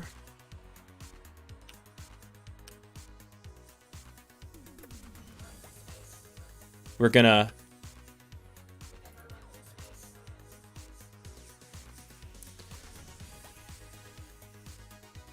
break.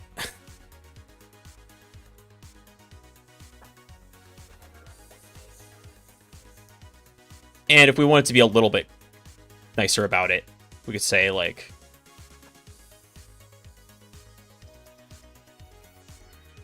print line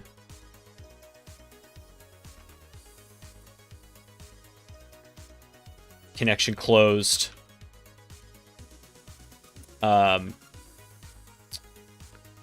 And then break. And in fact, since we're not using the error here, we also can ignore that. Let's see if that solves the freak out problem.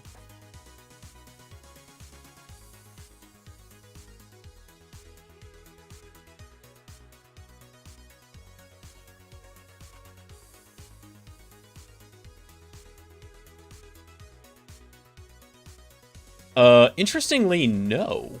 It does not.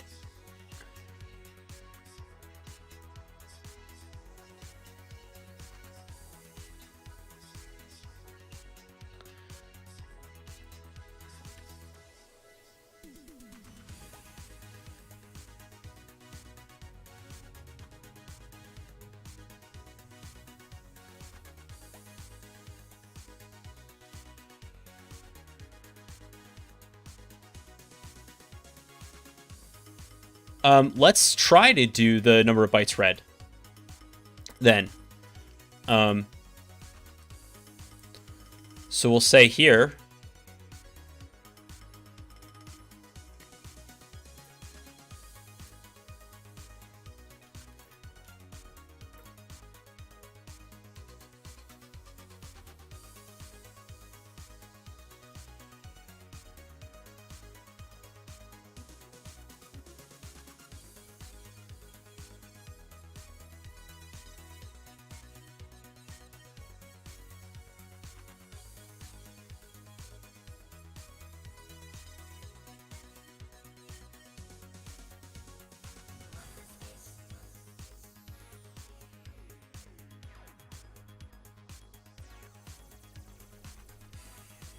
Wonderful.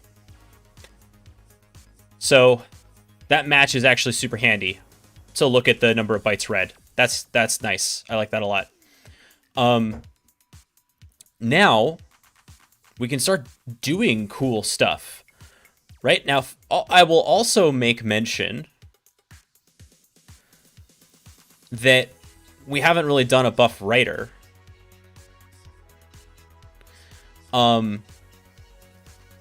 But what we could do, it matters less for the outbound. But watch this. We also can do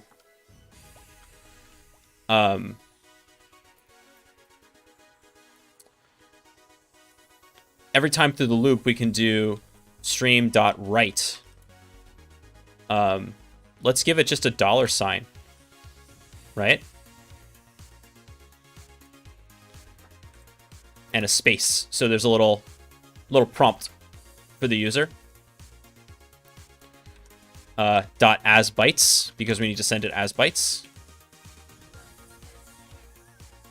And that returns a result, right? Cannot borrow stream is mutable. Ah, that's why we declared it as mutable.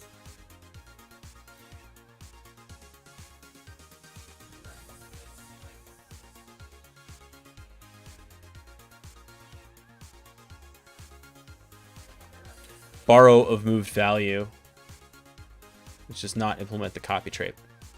Ah, so we are going to do a buff writer. Okay. Just kidding. We are going to do a buff writer. That's not a problem.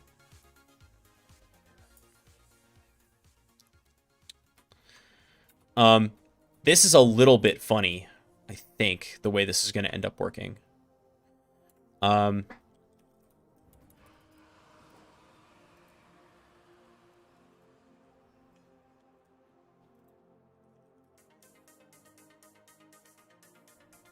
And this is going to fail. And I want, before I, at least I think it's going to fail. Yeah, okay.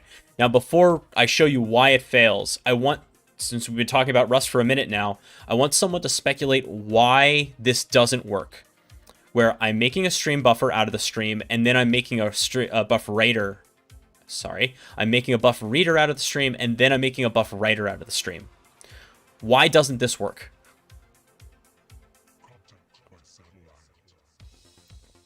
This right here, by the way, is like the soul of Rust.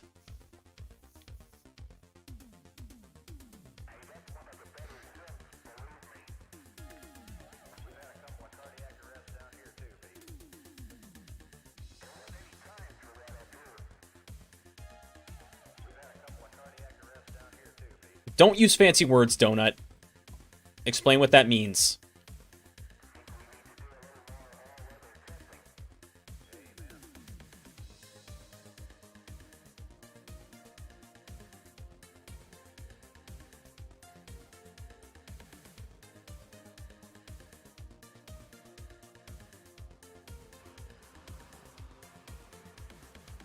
Man, I don't even know what that means.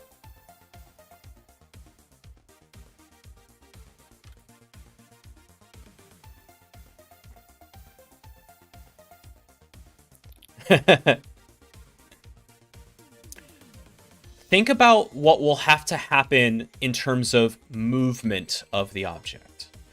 In order to make the buff reader, right, stream buff, I have to move stream out of this scope to make a new into the constructor to do the thing. And so once that happens, remember we said earlier, Rust will let you move something once, and then it's no longer yours. So basically, we go and make the buff reader here, and it's like, all right, man, if you want to move stream out of here, that's fine, but you can never use it again. Which is true. We don't use it ever again. We use stream buff, but we never use stream again. Right?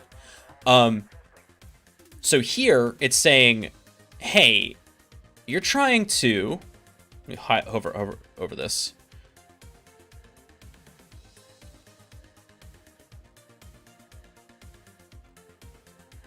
Destruct the listeners buff reader. Oh, is that the problem? Just new? I am confident it's going to yell at me about this, though. Yeah, there we go. Yeah, use of moved value. That was what I was expecting. Use of moved value. So when you see use of moved value, what that means is you already moved this thing out of this scope. You can't do that again. It's not yours to move anymore. And Rust is really, really particular about that. And yeah, there are ways to, like, kind of fix that, but our problem is we need to change this up. Now, let's go back and look at TCP Stream and see if we got a little lucky here in the things that it implements.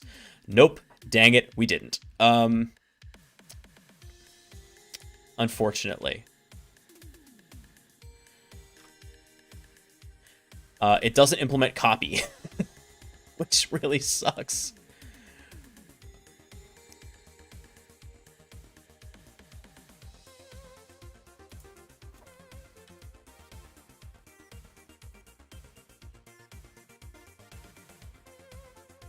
Let's try clone. I've never seen that before.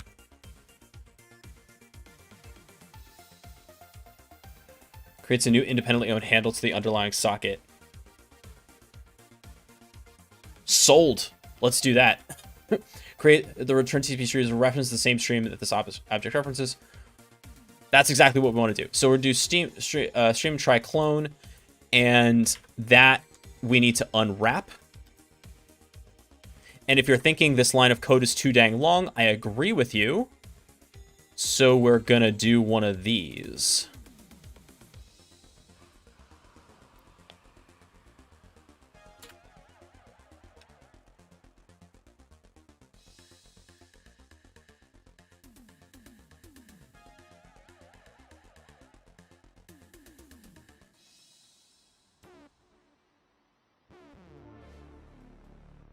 Oh, and I have to do this first. I still have to do this first.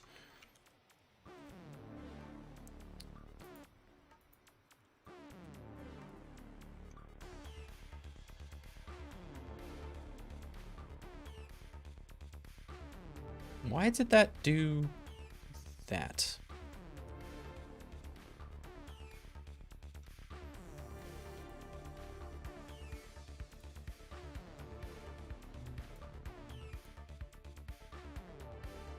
Weird.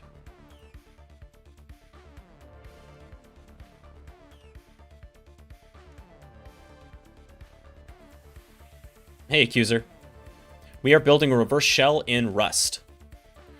Define types. You can use it at most once. Rust moves semantics. Just because you use words without explaining.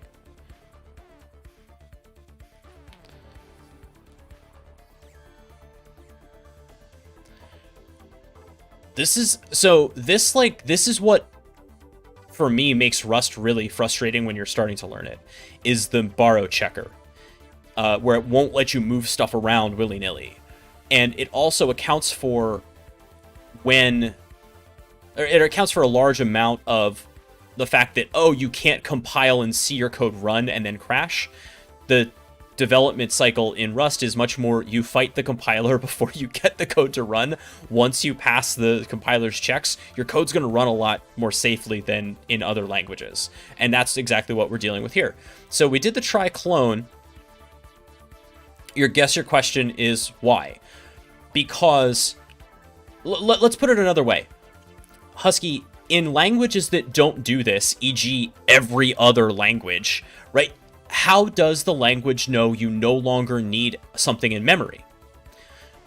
Some languages implement something like a garbage collector to go say, hey, is this thing being used? No? Cool, get rid of it. Which is how we protect from use after freeze. Right. Or you could be C and just not do that and rely on the developer to manually manage memory. Rust says both of those solutions suck, so we are going to prevent you from making that mistake in the first place. Can I explain very briefly what is a reverse shell? Definitely. A reverse shell is basically we are going to open up a port on a machine, a listening port on the network.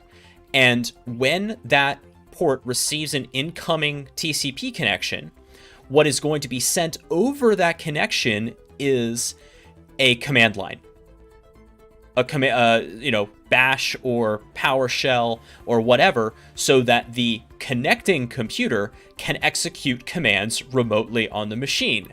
It's like SSH, but not intentional, right? So reverse shell is a technique that offensive security professionals will use to gain code execution on a machine, if that makes sense. Actually, I just described a bind shell. My bad. I heard myself do it. So I just described a bind shell where the machine itself listens, and we're actually creating a bind shell. Yeah.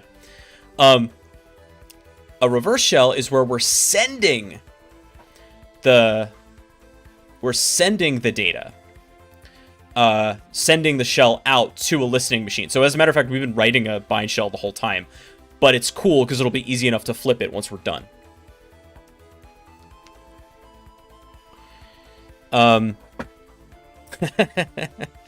Husky's not the only one who's tired.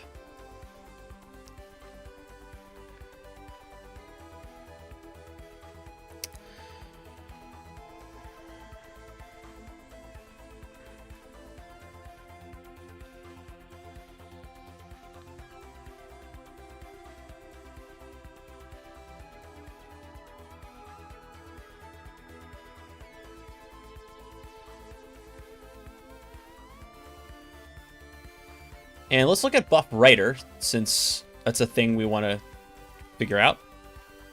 So exploiting a server remotely. Exactly. Hey, OreoBite. Was something wrong with what you were doing?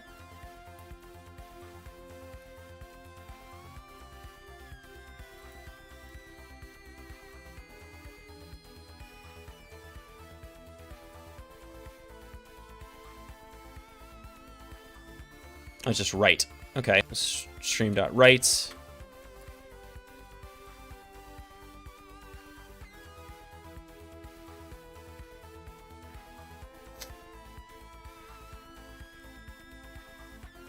Okay, well, we'll just say $space dot as bytes, because that's pretty much what we want to do. Unused result, so of course we're going to unwrap that. And then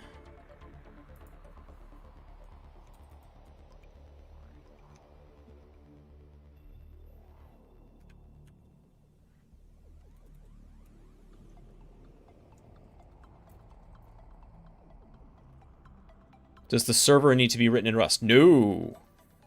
You can do one of these in any language, basically. We're doing it at Rust to learn Rust.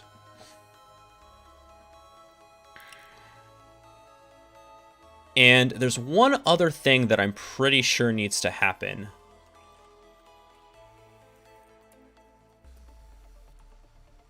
Yeah, .flush.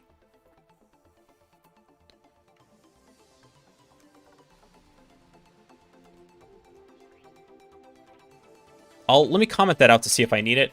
I think that I do, but find out in a second. The server that is getting exploited. No, no, no, no. This is compiled down into a binary that will run on any, in this case, Linux machine, but we can compile it to a Windows executable too.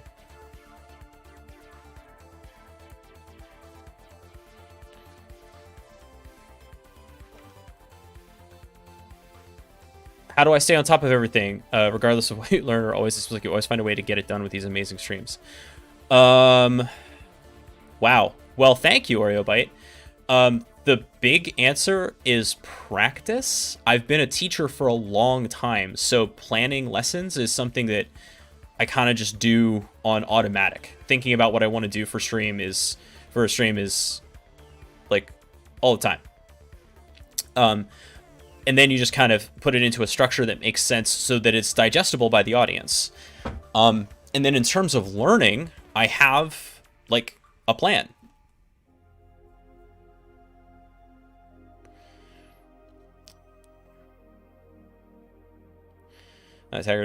Thank you, Husky. It's basically just a survival adaptation. So for example, if my Notion notes look nothing like GoPro's, which are immaculate, but this is kind of how I put stuff together now. But I've always had some version of this where it's like, what do I have going on? What do I want to do? What's in progress and what's done?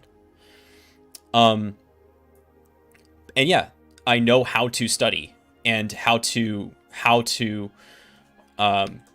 practice until I get things right.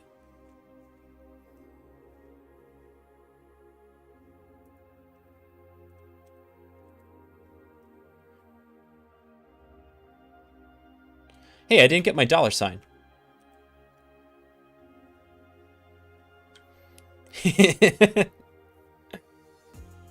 I am no sorcerer. The other truth is, yeah, so that's what I was gonna say, is that some of the wizardry behind the curtain is honestly just time. I'm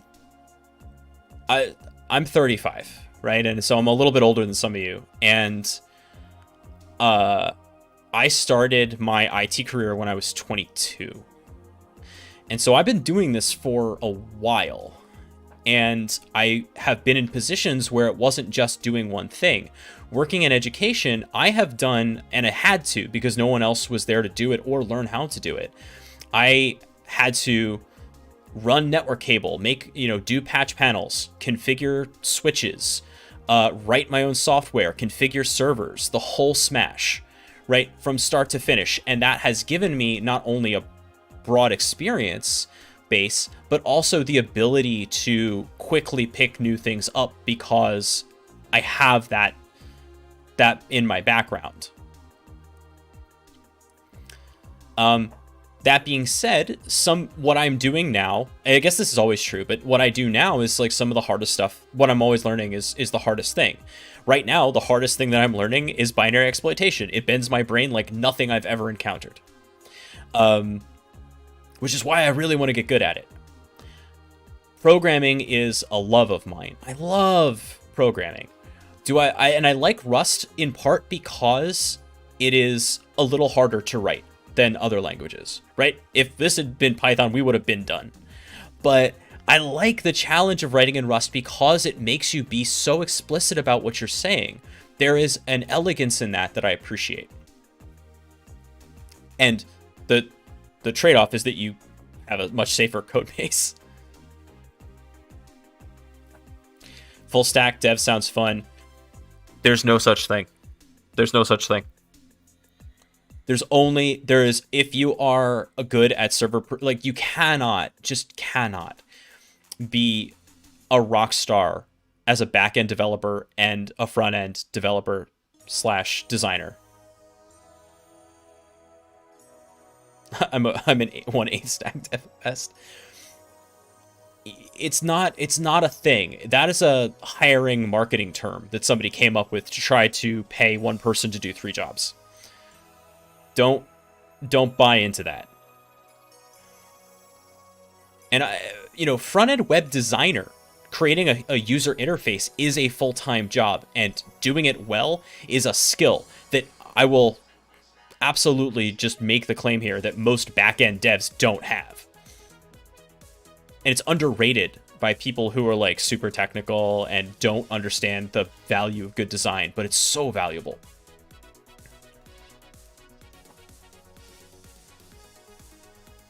All right. So I didn't get my $sign. Maybe because I didn't do the flush. Let's try that. Dot unwrap, of course.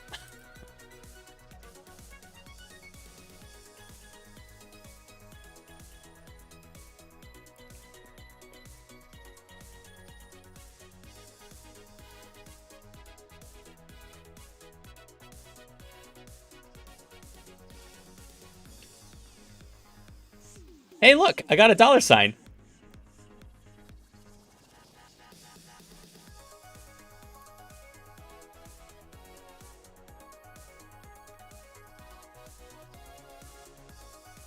The only full stack I want is pancakes. Here. Yeah, we got the shell that we provided for us. Now, let's upgrade that to... I mean, this is a... Speaking of pancakes... this Sunday, January 16th, is going to be PancakesCon version 3. Hosted by the amazing Leslie Carhart, aka Hacks for Pancakes. And the talks at PancakesCon are going to be off the chain, not just because I am speaking at PancakesCon. Not the only reason, but definitely one of the things I think is kind of cool about it. But yeah. It's happening at Sunday, January 16th. From 8:50 a.m. Central to 7 p.m. U.S. Central. So the way that PancakesCon is designed is that it's like a 40-minute talk, and 20 minutes is on something technical and InfoSec related, and 20 minutes on a personal passion. So, for example, Tanya Janka is going to be, aka She Hacks Purple, is going to be talking about security champion in urban gardening. Finn Fabry is going to be talking about InfoSec and painting. I am going to be talking about Zap, mainly just to troll Al Hazred. And then I'm going to also be doing Tai Chi. Husky, didn't you hike the AT? I think you could probably pull that off, bud. This one's cool. I know that this one, this one's taking place inside a pottery studio. So, that should be neat. Anyway, guess what? It's free! So, make this part of your Sunday if you can. It is... I did the first one too. I skipped a year, but I did the first one. Absolutely just a phenomenal thing that Leslie has put together here.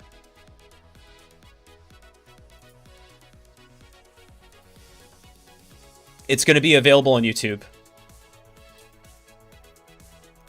Okay, so in my zeal for writing this thing, I realized we wrote a bind shell, not a reverse shell. But that actually doesn't matter so much. It's just that we need to change up every, basically change our reader to a writer here. So, actually, no. We'll change this up to a reverse shell.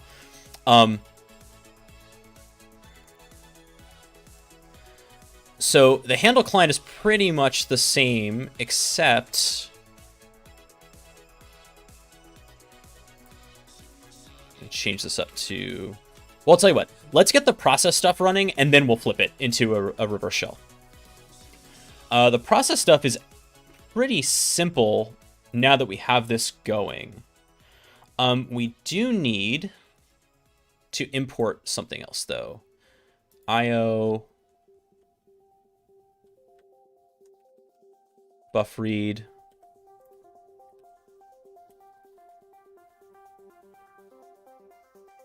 Standard. What is it? Process. Command. Yes, that is what I need.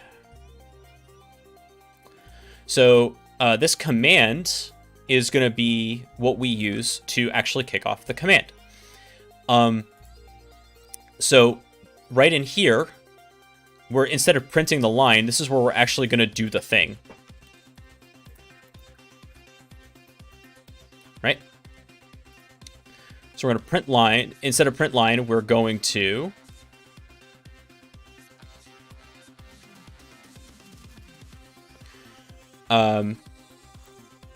command spawn, and let's look at the documentation for command to see how this works. Again, so far, all standard library. We haven't imported a single external crate from crates.io. Not using anybody else's code. This is all Rust standard library. So this is raw, right? There are tools to make this easier, but so far, I think it matters to review the standard library this way. So check this out.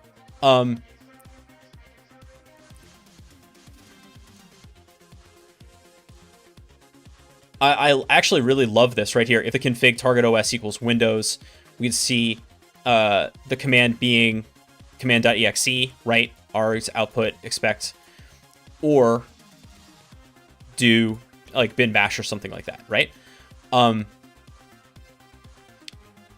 That's really cool. We'll stick with bin bash, we'll stick with the Linux for a second, but we can specify for Windows or Nix command execution. If, for instance, the exploited machine does not have Rust installed, you install it remotely or use your reverse shell written installed language. Right, so Accuser, I don't want you to get hung up on the fact that we're writing this in Rust. We're writing this in Rust, but you can write a reverse shell in any language, okay? Now, once we compile the program into a binary in Rust, if the target we have compiled for, like x86-64 on Linux or Windows executable, if that's what we're trying to run it on, it runs. It just runs. It doesn't require any outside dependencies. But yeah, as Husky said, if we wrote it in Python, we would need to have the Python interpreter on the system. Yes, different than if I wrote it in C. And that's a really important distinction. Unless I did static linking.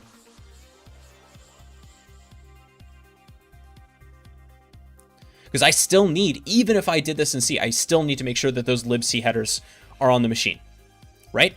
But Rust does not do that. Rust static links everything, which is why Rust binaries are gigantic compared to their other language equivalents. So if I wrote a hello world, oh yeah, it doesn't have to be donut, but yeah, it is. That's why it's massive. No, I don't think that's true. That's why, like, it doesn't have... you know what? You probably know this better than I do. But there's, like, the entirety of at least the full standard library, like, it doesn't link to DLLs or shared object files the way that you do with libc, right? The standard library is in there. That's why the binary is so big.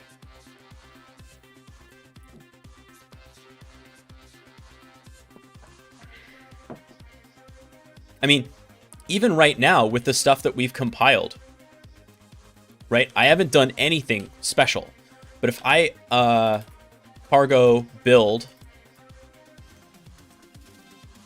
and we'll do it for release, right?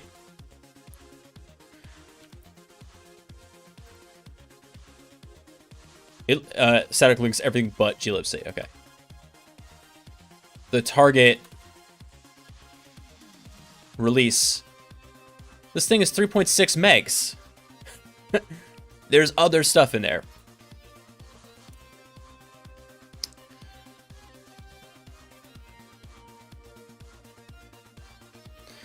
So We're gonna do a command to see new here. But we also, there's new and spawn. And executes the command as a child process returning a handle to it. Why is this yelling at me? This example panics. Interesting. Constructs a new command for launching. Yeah, we like spawn for this. I'm pretty sure. But we're gonna do this. Like, let's say let child equals command dot spawn, which contains a child. So dot spawn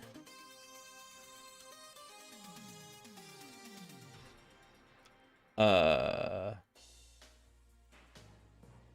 new, I guess. No, spawn.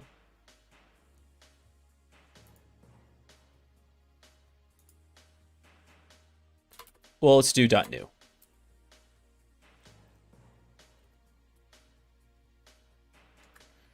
And we'll say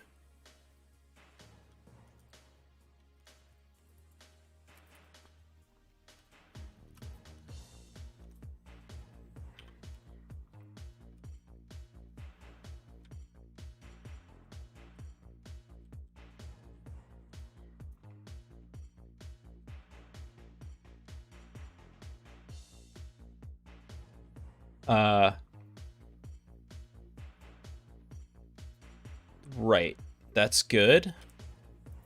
Stream string dot trim, because we want that new line out of there. It's not Attack on Tuesday, so we'll let the OPSEC considerations slide this time. Talk about the OPSEC considerations, Husky.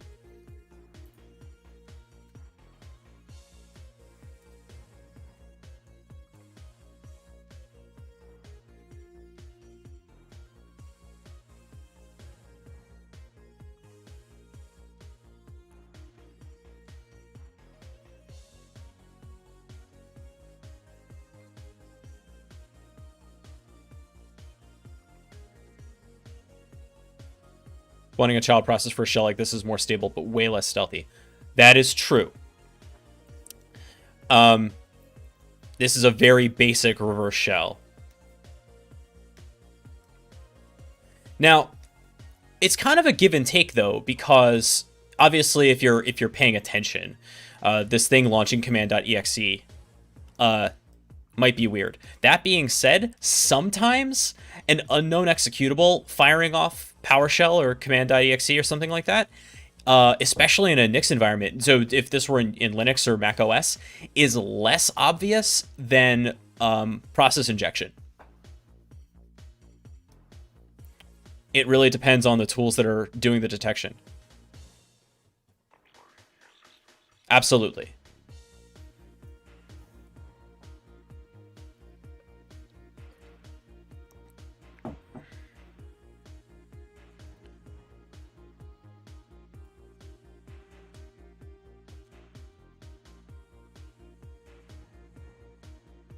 Okay. Didn't like spawn. Why didn't it like spawn?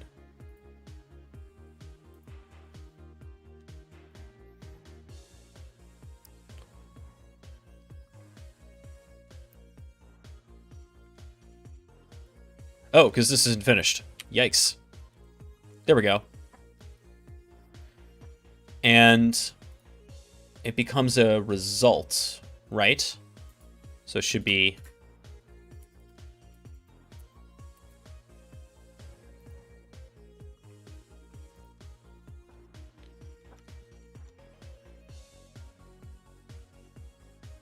yeah, that's good.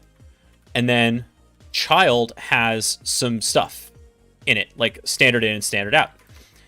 So what we're going to do is with that, we can do the stream write dot write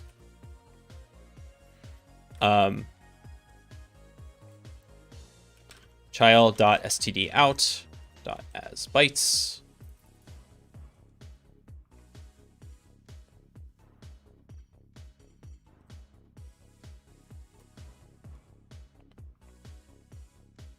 Oh, there's a paragraph where there wasn't a paragraph before. Running assemblies, your beacon, this whole thing. Right. So all of those are the things that the red team considers when it is firing stuff off on target machines. Which does matter here if we were to fully weaponize this. In this particular case... Oh, we can actually do this a little bit easier. Bin bash. So we'll do it this way. Instead of doing it with this format string, what we'll do is do it with .arg -c and .arg, and this is where we're going to do format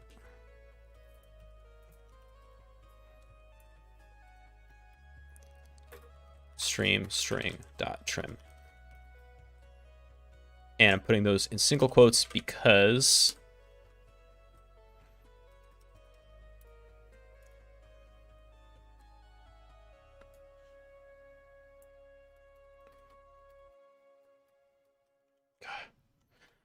okay, sometimes the hints get in the way. There we go. New.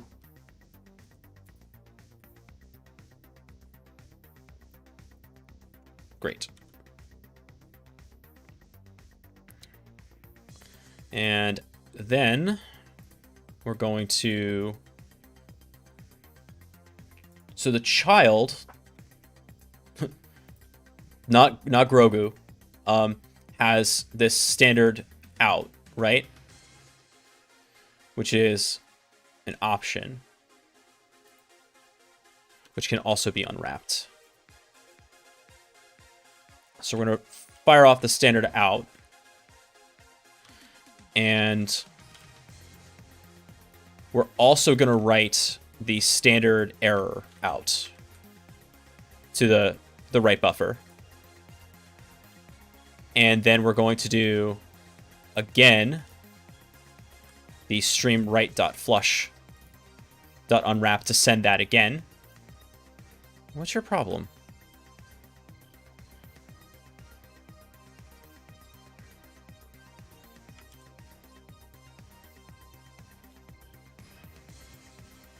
Mismatch types. Oh, right. Because I need to do that. Dot.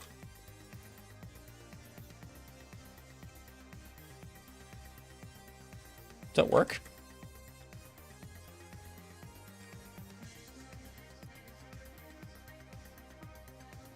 No. So it's an option of what?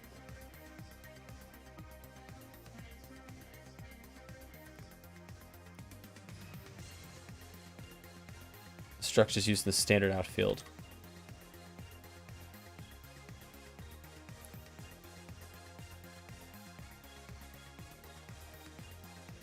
The handle for writing the child standard in. I don't want to standard out child take.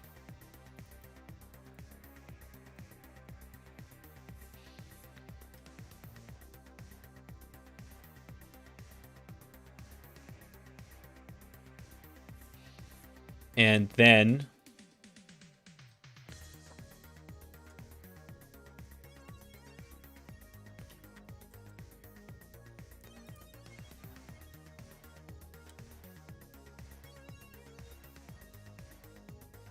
because this is, it says it's a buff, but we don't know what type this is.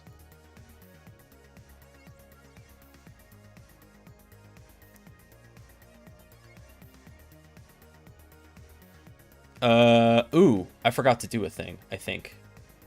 Go back to command. Output.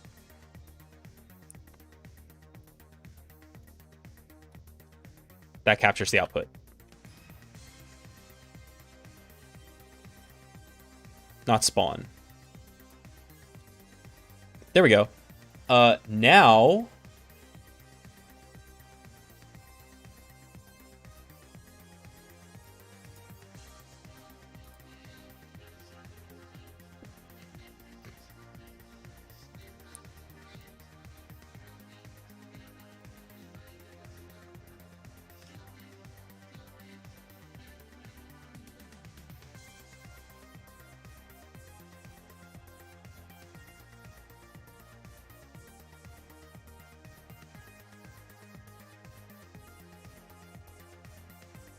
Mismatch types.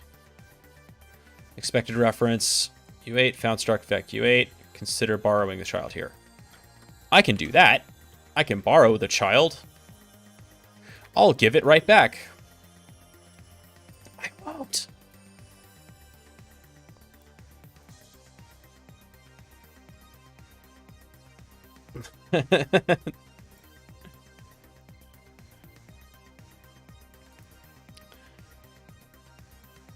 It's Mertaden. Thank you so much for the follow.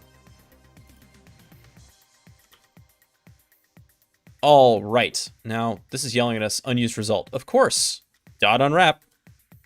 I want a t-shirt that just says dot unwrap on it. That might have unintended consequences. Y'all see the Cybercom tweet about persistently resisting malware? I did!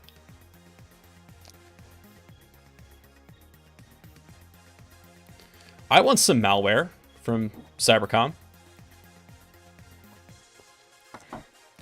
You know what the funniest part about that is?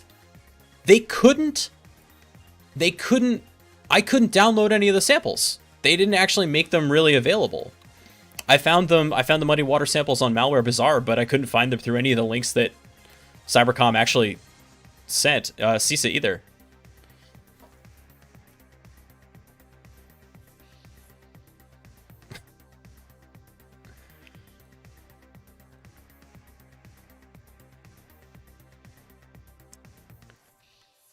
Can download any RAM. Well, that's true too.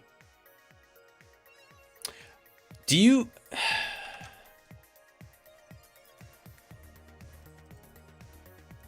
This is so old.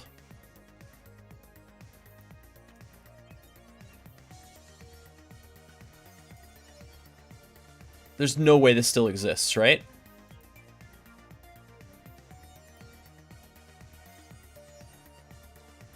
These were like old IT achievements. I'm pretty sure this doesn't exist anymore, but it does exist on the Wayback Machine. We'll see if this loads at all. Just some fun. Okay, but in theory, this is what we want to have happening. So, cargo run.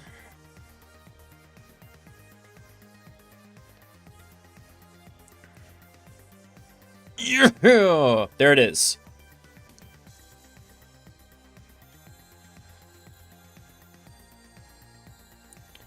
Ooh.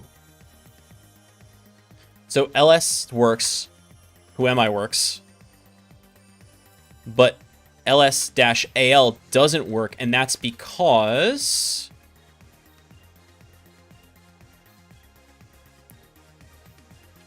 Why?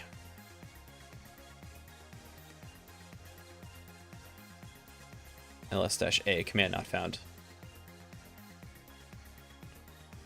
The space or the dash character. Well, it's catching the dash A, and we're getting the standard error, so I'm pretty sure...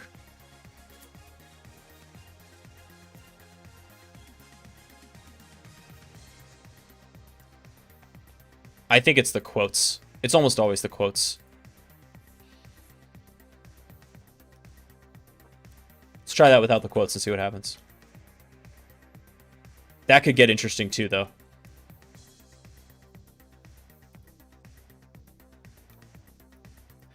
It was the quotes.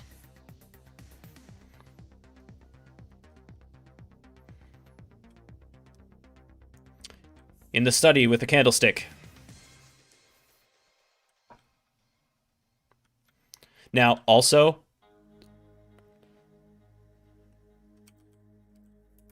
Now, I can't run calc.exe because this is a Linux machine, but can I run kcalc? What?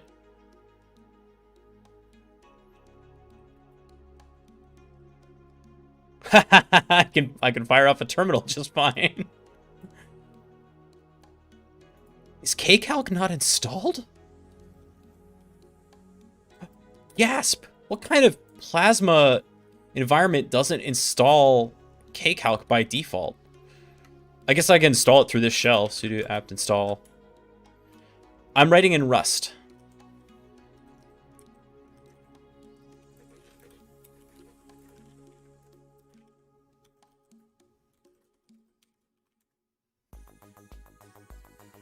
All right, we're so. Come on, I put the Ferris emotes in there. The only one I've seen is from Donut. Yeah. What is the collective noun for crabs?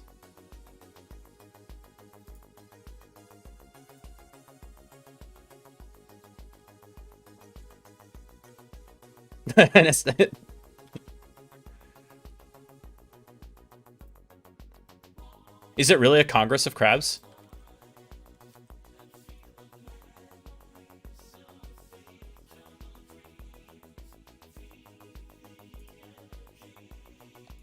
Come on, I trust you. Collective noun crabs. Come on. A cast of crabs.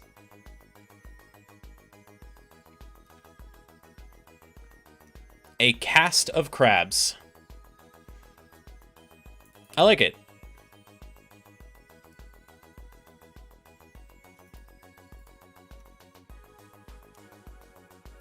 Okay, this was the achievement unlocked thing that I thought. I'll send you the Wayback link for this. Now I'm just imagining, Husky, I'm just imagining a line of crabs with their little claws entwined, taking a bow at the end of a play. Yeah, these achievements are really fun. Those of us who have been in IT for a while pretty much have all of these. Throw away a washable keyboard rather than try to clean it. I've done that.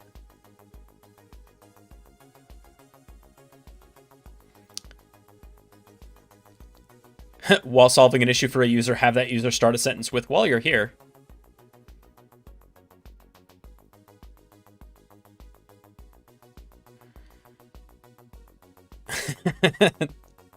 The one that I love the most is upload the Microsoft. Spend at least 5 minutes deciphering what a customer actually needs help with. I struggle with this one because I myself am so particular about language, right? So if I don't get that in return, I really struggle to like sometimes parse what people mean. Oh man. Anyway, have fun with those achievements. Meanwhile, so our bind shell is working fine. We have to run kcal. We don't have a choice. Love it. All right, cool. We popped calc.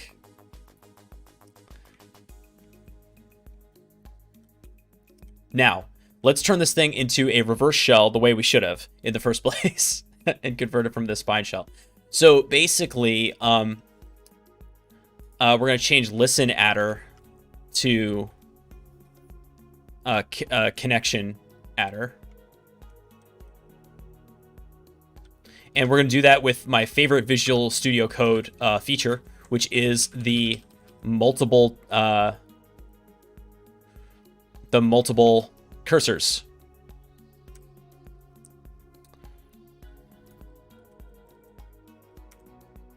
Oops, that should have been a lowercase.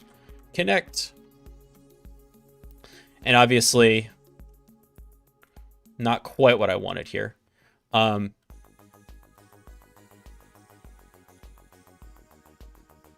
it's going to be TCP stream.connect.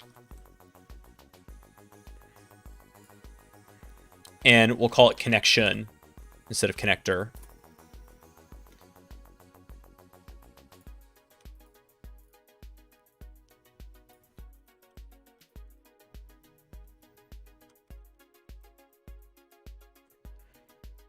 Connect to attack server.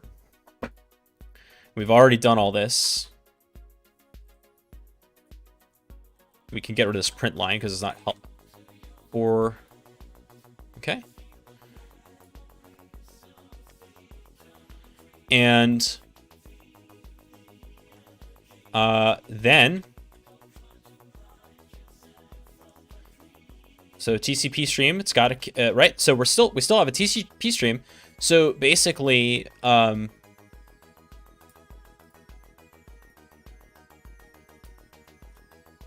all we have to do is handle and send it the connection. So far, so good. And then in here, we just got to flip this a little bit. Actually, do we?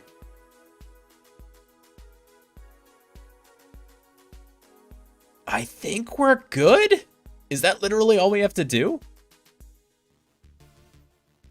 Oh, that's not a thing.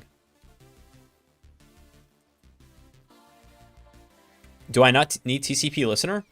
I guess I don't.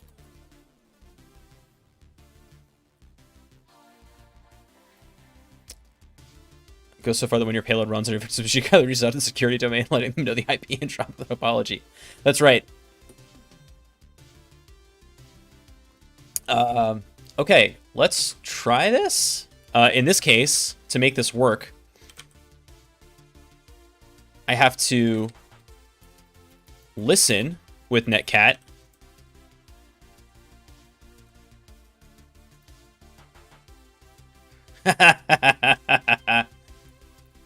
Awesome. There it is. That's all it took to change it from a reverse shell to a bind shell. Or, other way. Bind shell to a reverse shell.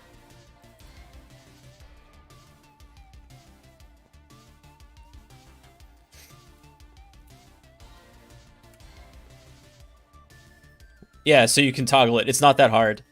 And if we wanted to, we could give it an IP address as a command line argument or something. Do y'all want this as a gist? Let's just do it.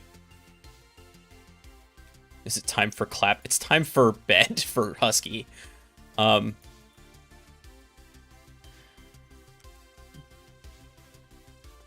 this stream's been long enough, but yeah, we'll go to Tokyo and some of the other fun stuff next time. Yeah, let's make this a gist for everybody to play with. That way I won't have to forget about it either. Because I've done this a couple of times now.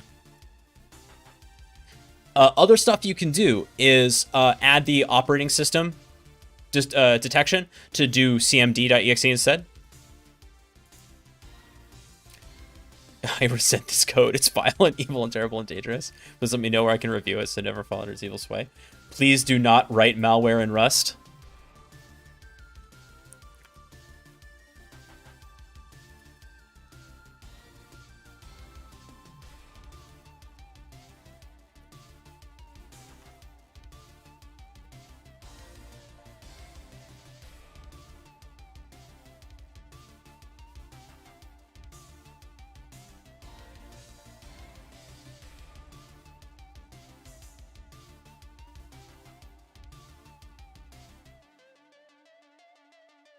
All right, there it is.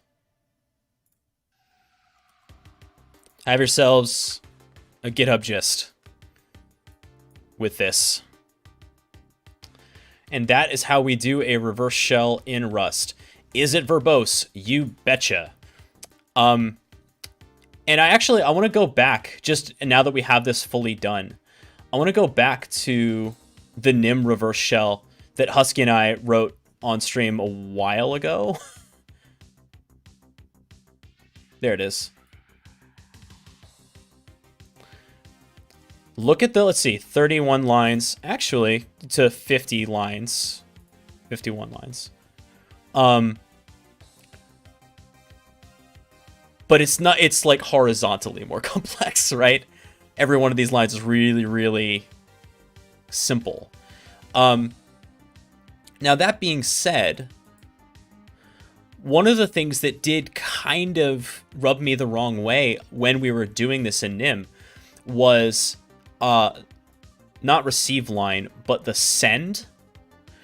Because what bothered me a little bit about the send was that it omitted all of the stuff that you have to do to make a send actually happen with a TCP socket, right? Where we're writing a buffer somewhere, and we actually had to go create the buffer here, the buffer reader, to manage that.